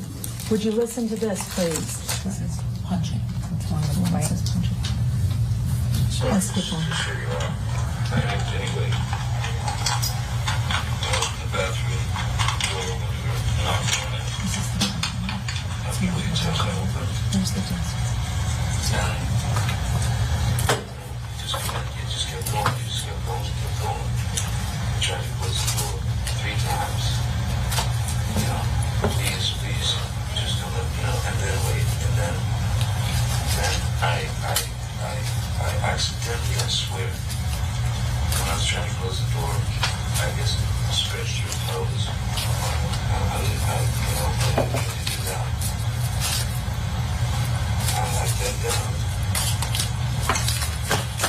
You like to push me, you take the door open. I mean, say put the door, get more open. So I did not mean to. But I did not mean to do that. I was bent down behind the door. I did not do anything to her. I did not kick at the door or push the door so that it would hit you. I did not. I swear. I mean, that was not my intention. I think I remember when the door scraped my toes. Okay. So you told him in that excerpt that you hit him with the door but did not intend to hit him, correct? Did you say that? I said whatever I said in that recording. I Okay. don't. When you play it for me, it's hard for me to remember everything. And that's a recording marked as exhibit the punching. Q that we Q. just played. Q. Would you continue to listen to Exhibit Q? Are these from the same day? I reacted that this whole the door thing. I never did that. That was on purpose. I might have done it on accident. Okay. But Let's say that was an accident. I then stood up. I don't even know if I said, I might have said, what the fuck, you know, whatever. I just been hitting the head with the fucking corner of the door. I'm so sorry. I did not. I'm sorry. And then I stood up. And then you felt the clock. I remember hitting you as a response to the door thing. That's exactly what I just told her. And I'm really sorry about hitting you with the door or hitting your head. I did not mean to, nor. You don't need to hit me in the head with the door, but you meant to punch me in the jaw. I meant to hit you, and I did not do this thing with the door. I do remember I did mean to hit you. For that you didn't mean. The door? No, God, no. But punching me in the jaw. Okay, I'm sorry. So on the tape, you tell Johnny Depp that you did mean to hit him. And it also misrepresents that what actually happened, which is him trying to get into a room I'm trying to keep him out of. And then he runs the door over my toes, trying to get into the room. I tried to push him out of it, which is what the hit is referred to. And Johnny, whenever he was injured or touched, it always referred to it in these ways of punching or clocked or whatever. And whether you discussed it with him or not, the last thing you do in talking to him afterwards or trying to reconcile with him is to get into what the definition of those words mean to him. I never even addressed it. He would, if he was ever pushed, it was a cold. He called it a cold clock. I mean, it's just very dramatic. Isn't it true? You're smiling as that audio recording is being played in your deposition, aren't you, Ms. Heard? Not smiling because of the audio. I'm smiling because of what's happening around me. You even roll your eyes at one point, don't you? I was sitting opposite a whole table full of lawyers who were snickering, laughing, and rolling their eyes at me while I was talking. Is there something amusing about kicking a door into your husband's head? No, I was rolling my eyes and commenting on what I was experiencing at that time in recounting the story. Is there something amusing to you about punching your husband in the jaw? That is not what I was smiling about, and no, I do not think it's amusing. Ms. Heard, you testified yesterday that all you want to do is move on. Do you remember that testimony? Yes, I do. Yeah, your exact words were, quote, "I just want him to leave me alone. I want to move on with my life, and he won't let me." Do you remember that? Yes, that is correct. But that's not true, is it, Ms. Heard? It is very true. You just haven't been able to move on with your life, have you? From Mr. Depp. I'm here, aren't I? In fact, on October 11th, 2018, you actually commenced an arbitration action against Mr. Depp for defamation, didn't you? I don't recall that, no. Your Honor, may I approach? May we approach?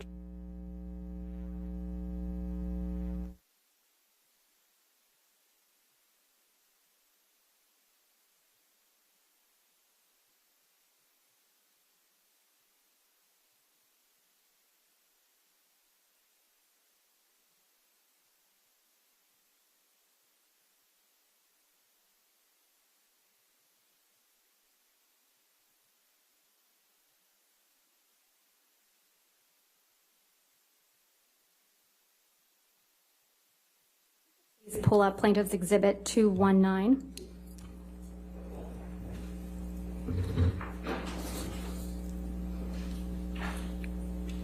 And Ms. Heard, if you could please read to yourself the first page of Exhibit 219.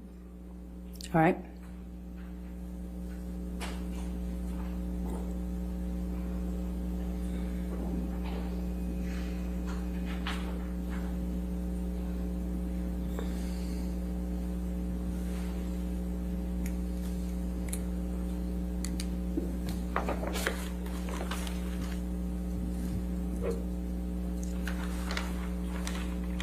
And if you can also read to yourself the second page of Exhibit 219.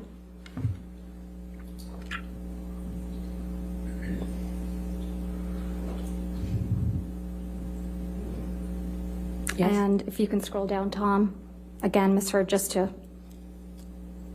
look at that page.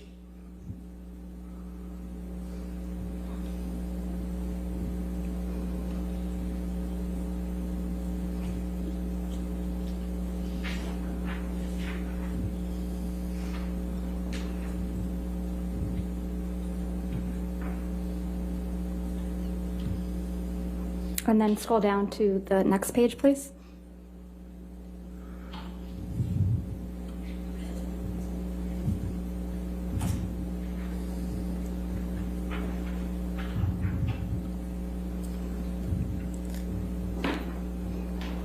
And the next page.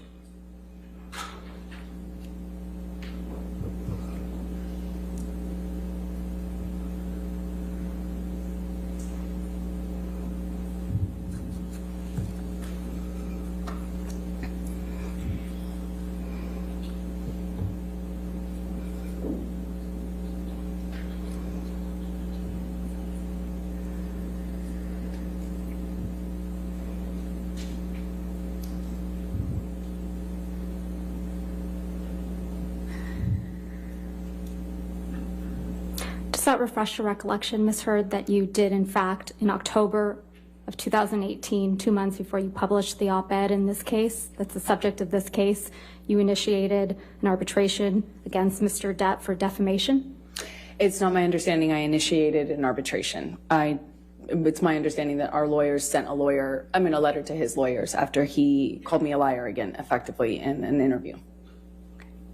And that's 2 months before your op-ed that was published in December of 2018, right? That is correct. And that's 6 months before Mr. Depp filed this case against you, correct? That's correct. So you fired the first shot, not Mr. Depp. I disagree. We sent a letter. Okay. Thank you.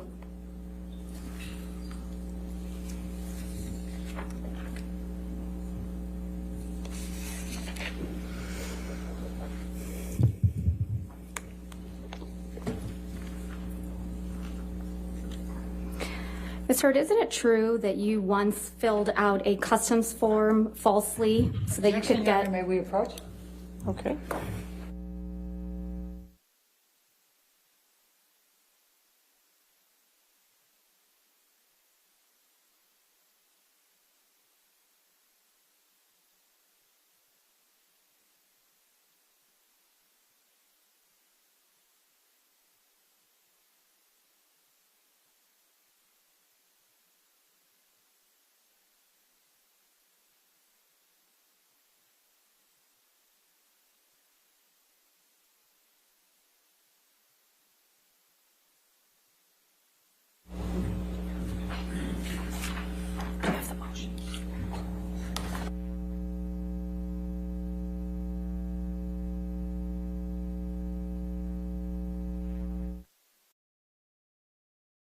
Trying to buy time. You knew the media had been alerted that you were filing for divorce, right, Ms. Heard? No, I just knew that it was impossible to do that privately, so you could just hope it was a matter of time. You knew they were going to be there, didn't you? No, I did not. Your I mean, publicist- I assume since it's a public building that there is that likelihood, or not likelihood, but possibility. But I was shocked. Your publicist, Jody Gottlieb, was there at the courthouse with you, wasn't she? Yes, she was. So you anticipated that you might need your publicist? I thought the filing might make, well, I was told the filing was public, that it would be impossible. There's no way for you to do a private filing. And then the second that I filed for the TRO, it would be public news. I didn't expect all these photographers and cameras to show up at the courthouse in real time, but they did. If we could please pull up Plaintiff's Exhibit 1280, which is a clip from your divorce deposition, and you have at page, if I can alert you, you have the transcript there, page 74, lines 22. You said through 874? 74. 74.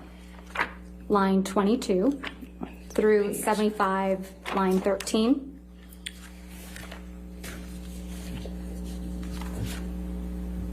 I'm sorry, just...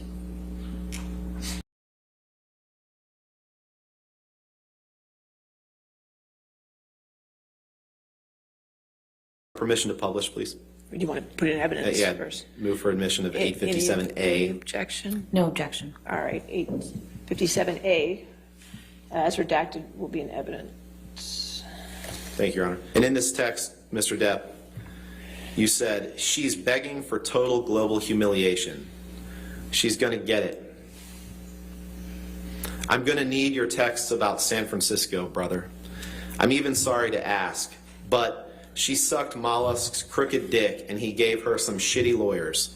I have no mercy, no fear, and not an ounce of emotion, or what I once thought was love for this gold-digging, low-level, dime-a-dozen, mushy, pointless, dangling, overused, flappy fish market. I'm so fucking happy she wants to go to fight this out. She will hit the wall hard, and I cannot wait to have this waste of a cum guzzler out of my life. I met a fucking sublime little Russian here, which made me realize the time I blew on that 50-cent stripper. I wouldn't touch her with a goddamn glove.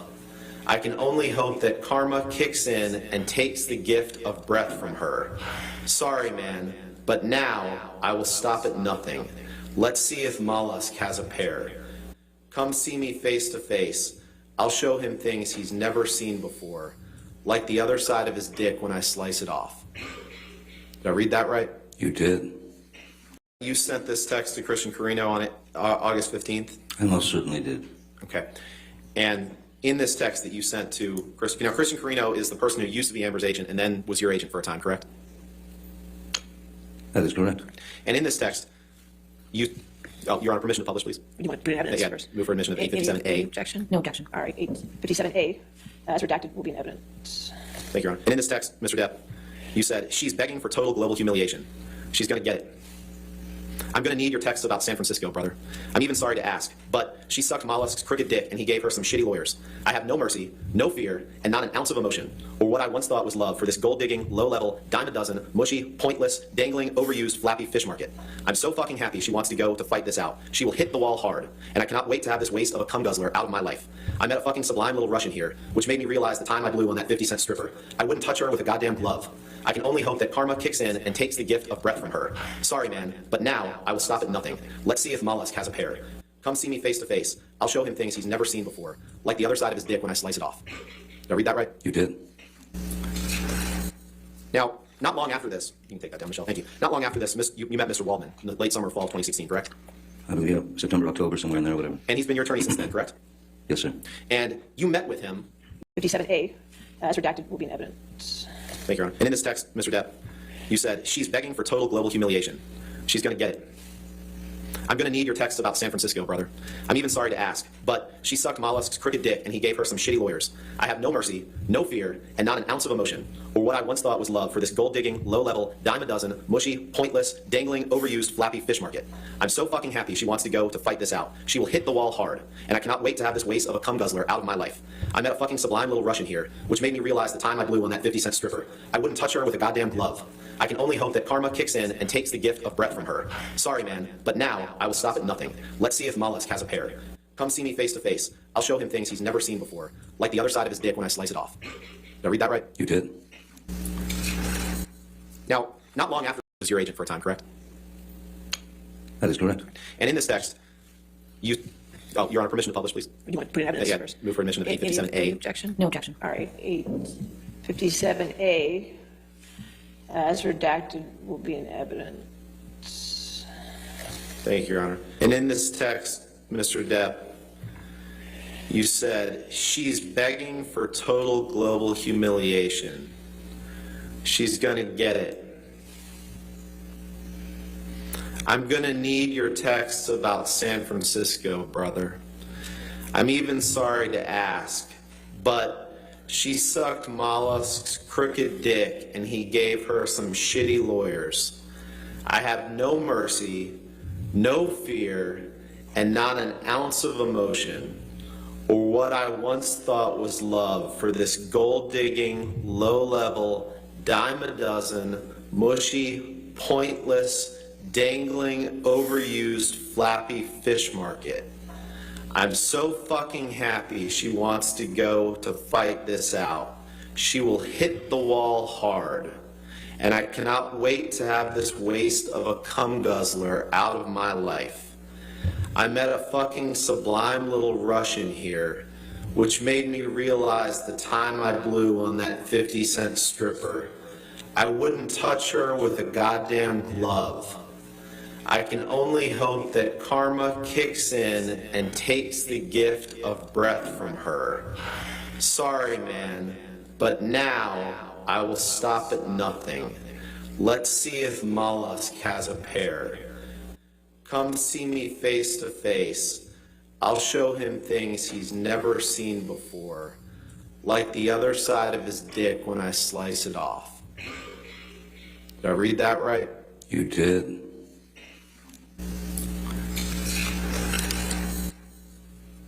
Now, not long after this, you can take that down, Michelle, thank you. Not long after this, you met Mr. Waldman in the late summer or fall of 2016, correct?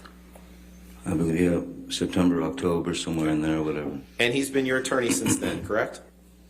Yes, sir. And you met with him with the Daily Mail in London in February 2020, didn't you? I'm sorry, again? You and Mr. Waldman together met with the Daily Mail in London in February 2020, didn't you? Are you asking me a question about my attorney and I? Yeah, that you two met with people from the Daily Mail in London in February 2020. Was that during the London trial? No. No? No, in February. I don't recall it, though. Okay. To the extent Mr. Waldman testified that you did, you don't dispute that, correct? I just don't recall it. Okay. You don't disagree with Mr. Waldman's testimony that you and he met with people from the Daily Mail in London in February 2020, correct? If that's Mr. Waldman's testimony, then... Okay. But I just didn't necessarily know who these people were. Right. The same month that the Daily Mail released alleged tapes between you and Amber. Objection Correct. calls for speculation, lack of personal knowledge. Alleged. I'll sustain the objection. Next question. Now, Mr. Depp, you testified, and I wrote it down before lunch. You said, when Ms. Myers asked you something about, how does it feel to make you, or how does it feel to be here? You said, I've been living with it for 6 years and waiting to be able to get the truth out. Remember saying that? Yes. You also said, I've spoken up for what I've been carrying on my back. Something to that effect. Do you remember saying that? Yes. And you've claimed several times in this proceeding, Mr. Depp, that this trial is your first chance to tell your story, haven't you? Yes, sir. But that's just not true, is it, Mr. Depp? That is not true. No, for me it is true. Okay, well, here's the thing. The fact is, Mr. Depp, when Dan Wooten wrote an article that was published in The Sun calling you a wife beater, you brought a lawsuit against The Sun in June of 2018, correct?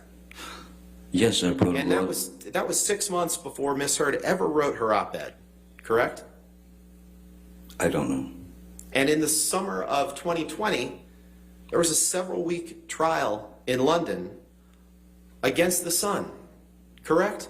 Miss Heard was not a party to that trial. Not my question, Mr. Depp. In the article that The Sun wrote that you sued over, you sued for Mr. Wooten calling you a wife beater, correct?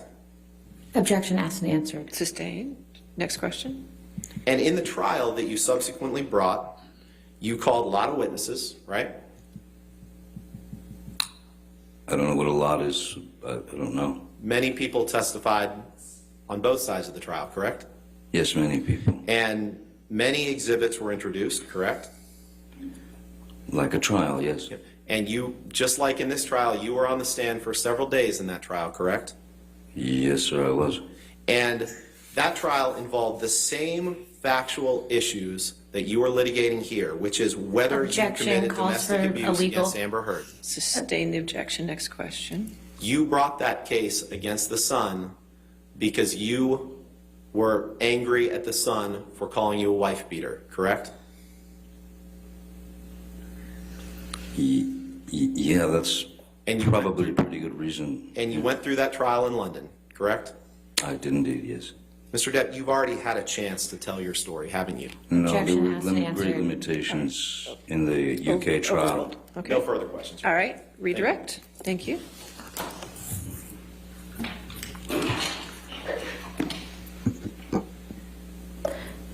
Mr. Depp, Mr. Rottenborn asked you some questions about the UK trial. Why do you feel that this is the first time that you've actually had an opportunity to tell your story and, as you said, get the load off your back? As the UK trial was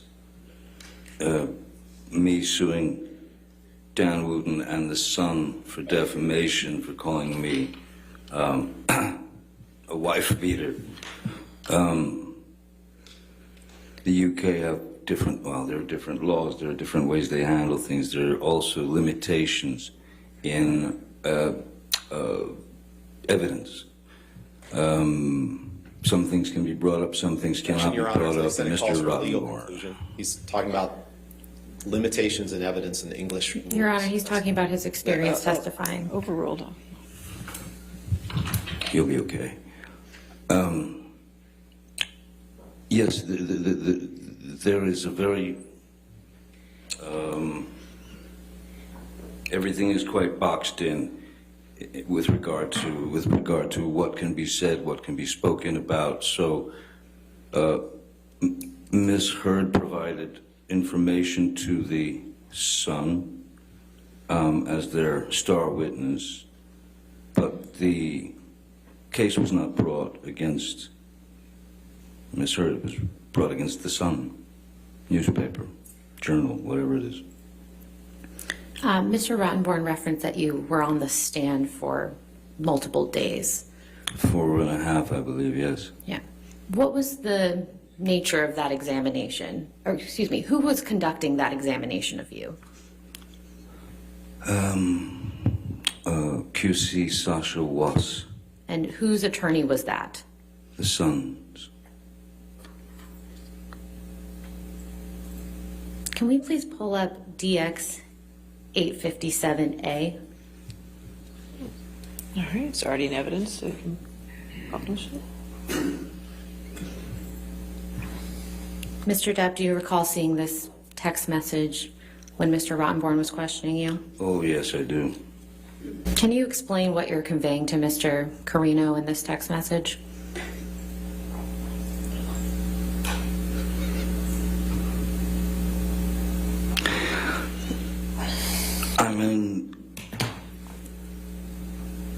I'm in total shock that this is happening to me, that my entire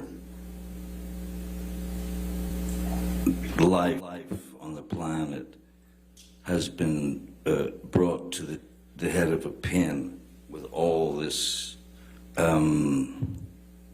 completely, utterly false information. So I am, when you're accused of horrific acts and things that you have not done, when it's actually some very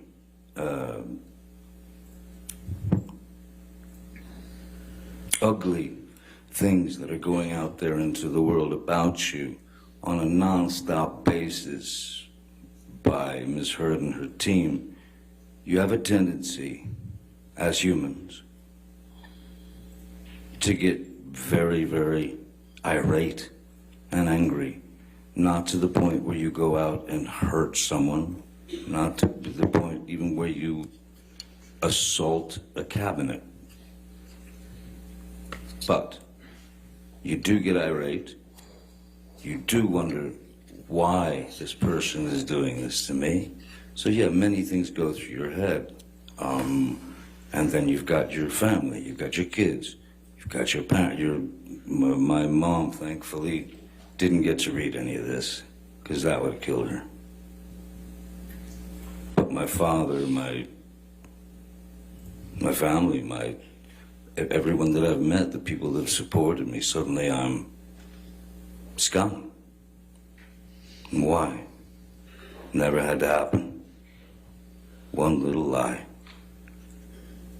So yes, very angry. Could we please pull up Defendant's Exhibit 821?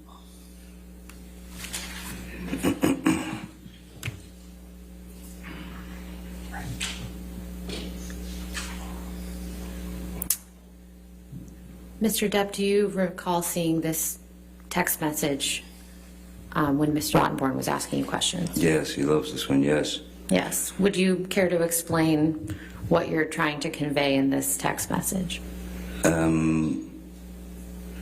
Well,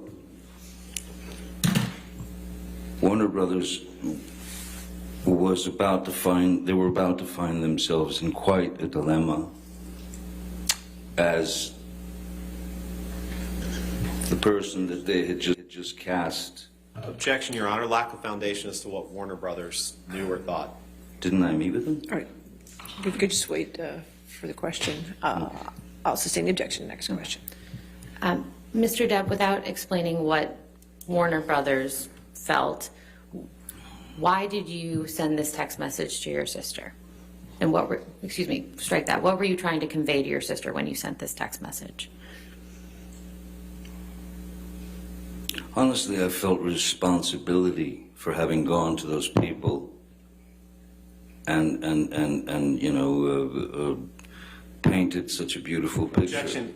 Hearsay, Your Honor. Now he's talking about what he said to Warner Brothers. Overruled. Please continue. Could change seats. So, sorry, you can continue. I felt it was my responsibility to get the truth to Warner Brothers about what they were going to end up facing down the line, which is 2 franchises that would be causing problems for one another, especially as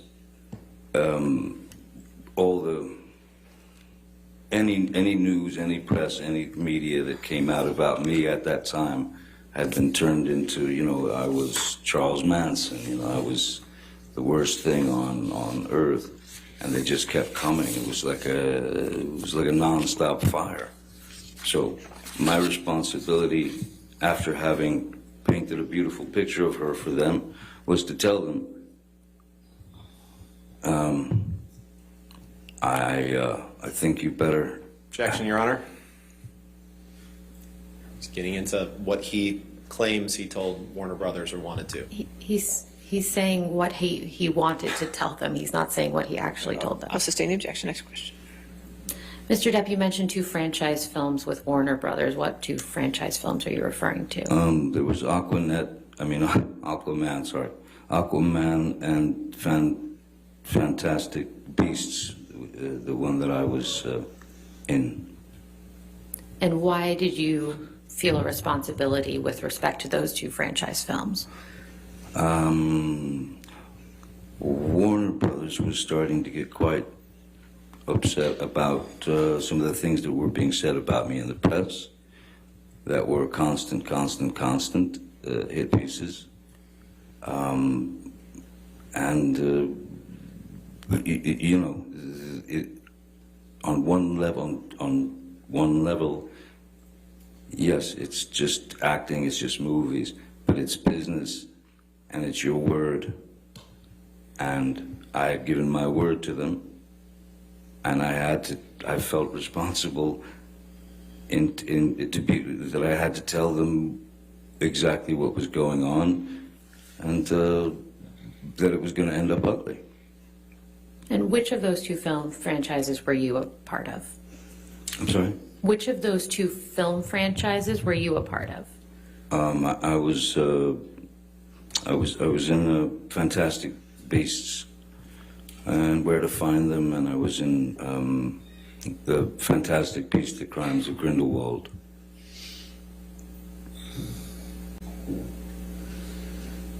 Could we please pull up DX 883?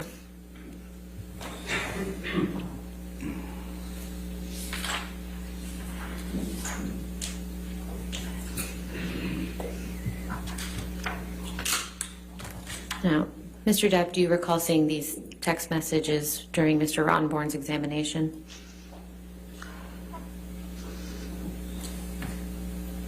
Oh, God, yeah. Yes, I remember.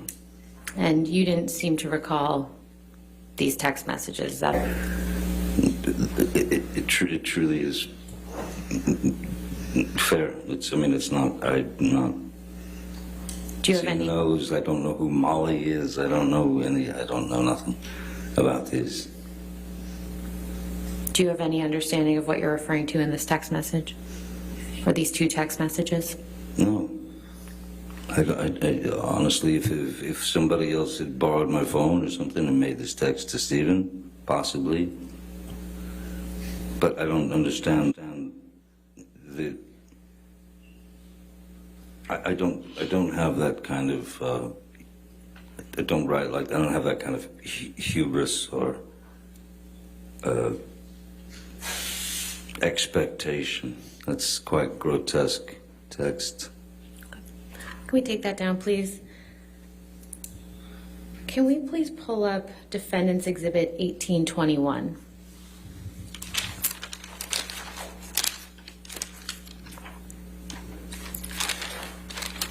Mr. Depp, do you recognize this document? That is behind the bar, yes.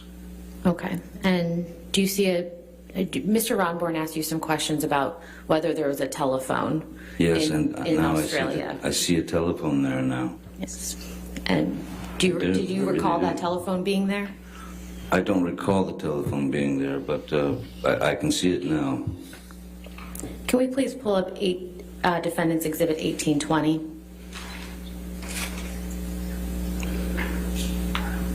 Do you recall me showing you this text message earlier on?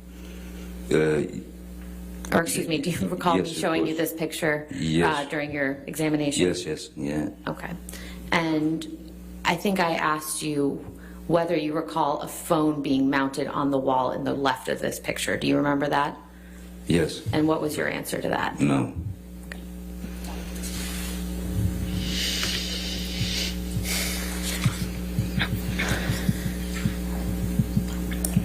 Mr. Depp, Mr. Rottenborn asked you some questions about your honeymoon. Do you remember that?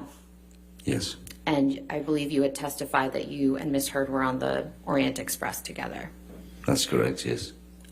Where had you been prior to being on the Orient Express? We had been in Australia. And then made it over to Thailand to catch the Orient Express. Okay. If we could bring up the Plaintiff's Exhibit 162 again.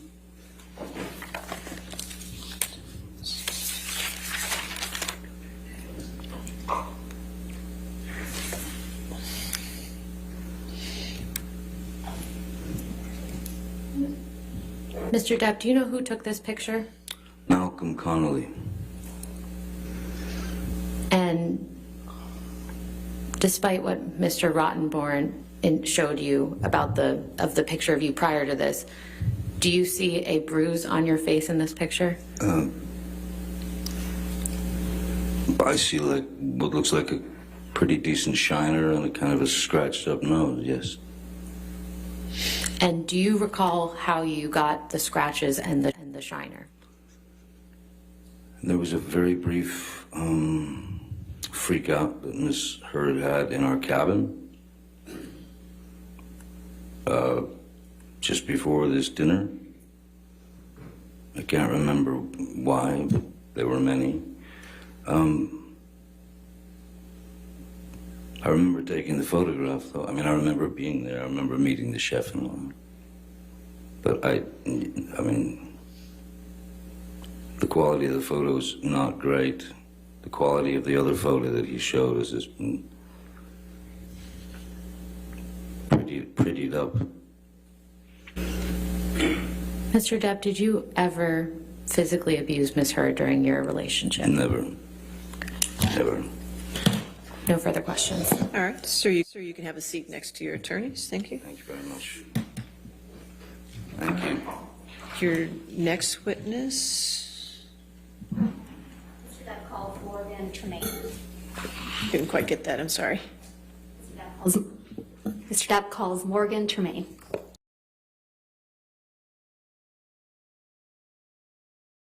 Okay, so that I didn't realize I was gonna. That was finished. Oh, okay. So this will be the stopping point then, since Depp was finished his part right there. At some point, maybe tomorrow or another day, we'll pick up on Tremaine.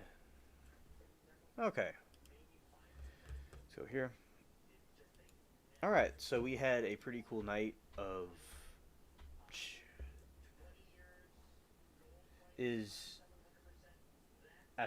Astrosis. Okay, so thank you all for being here, lurking, or being in chat. We reached a stopping point since Depp was finished his testimony. And hope you all have a very good evening, good afternoon, good day, wherever you are. You're welcome, Lori. And peace. There we go.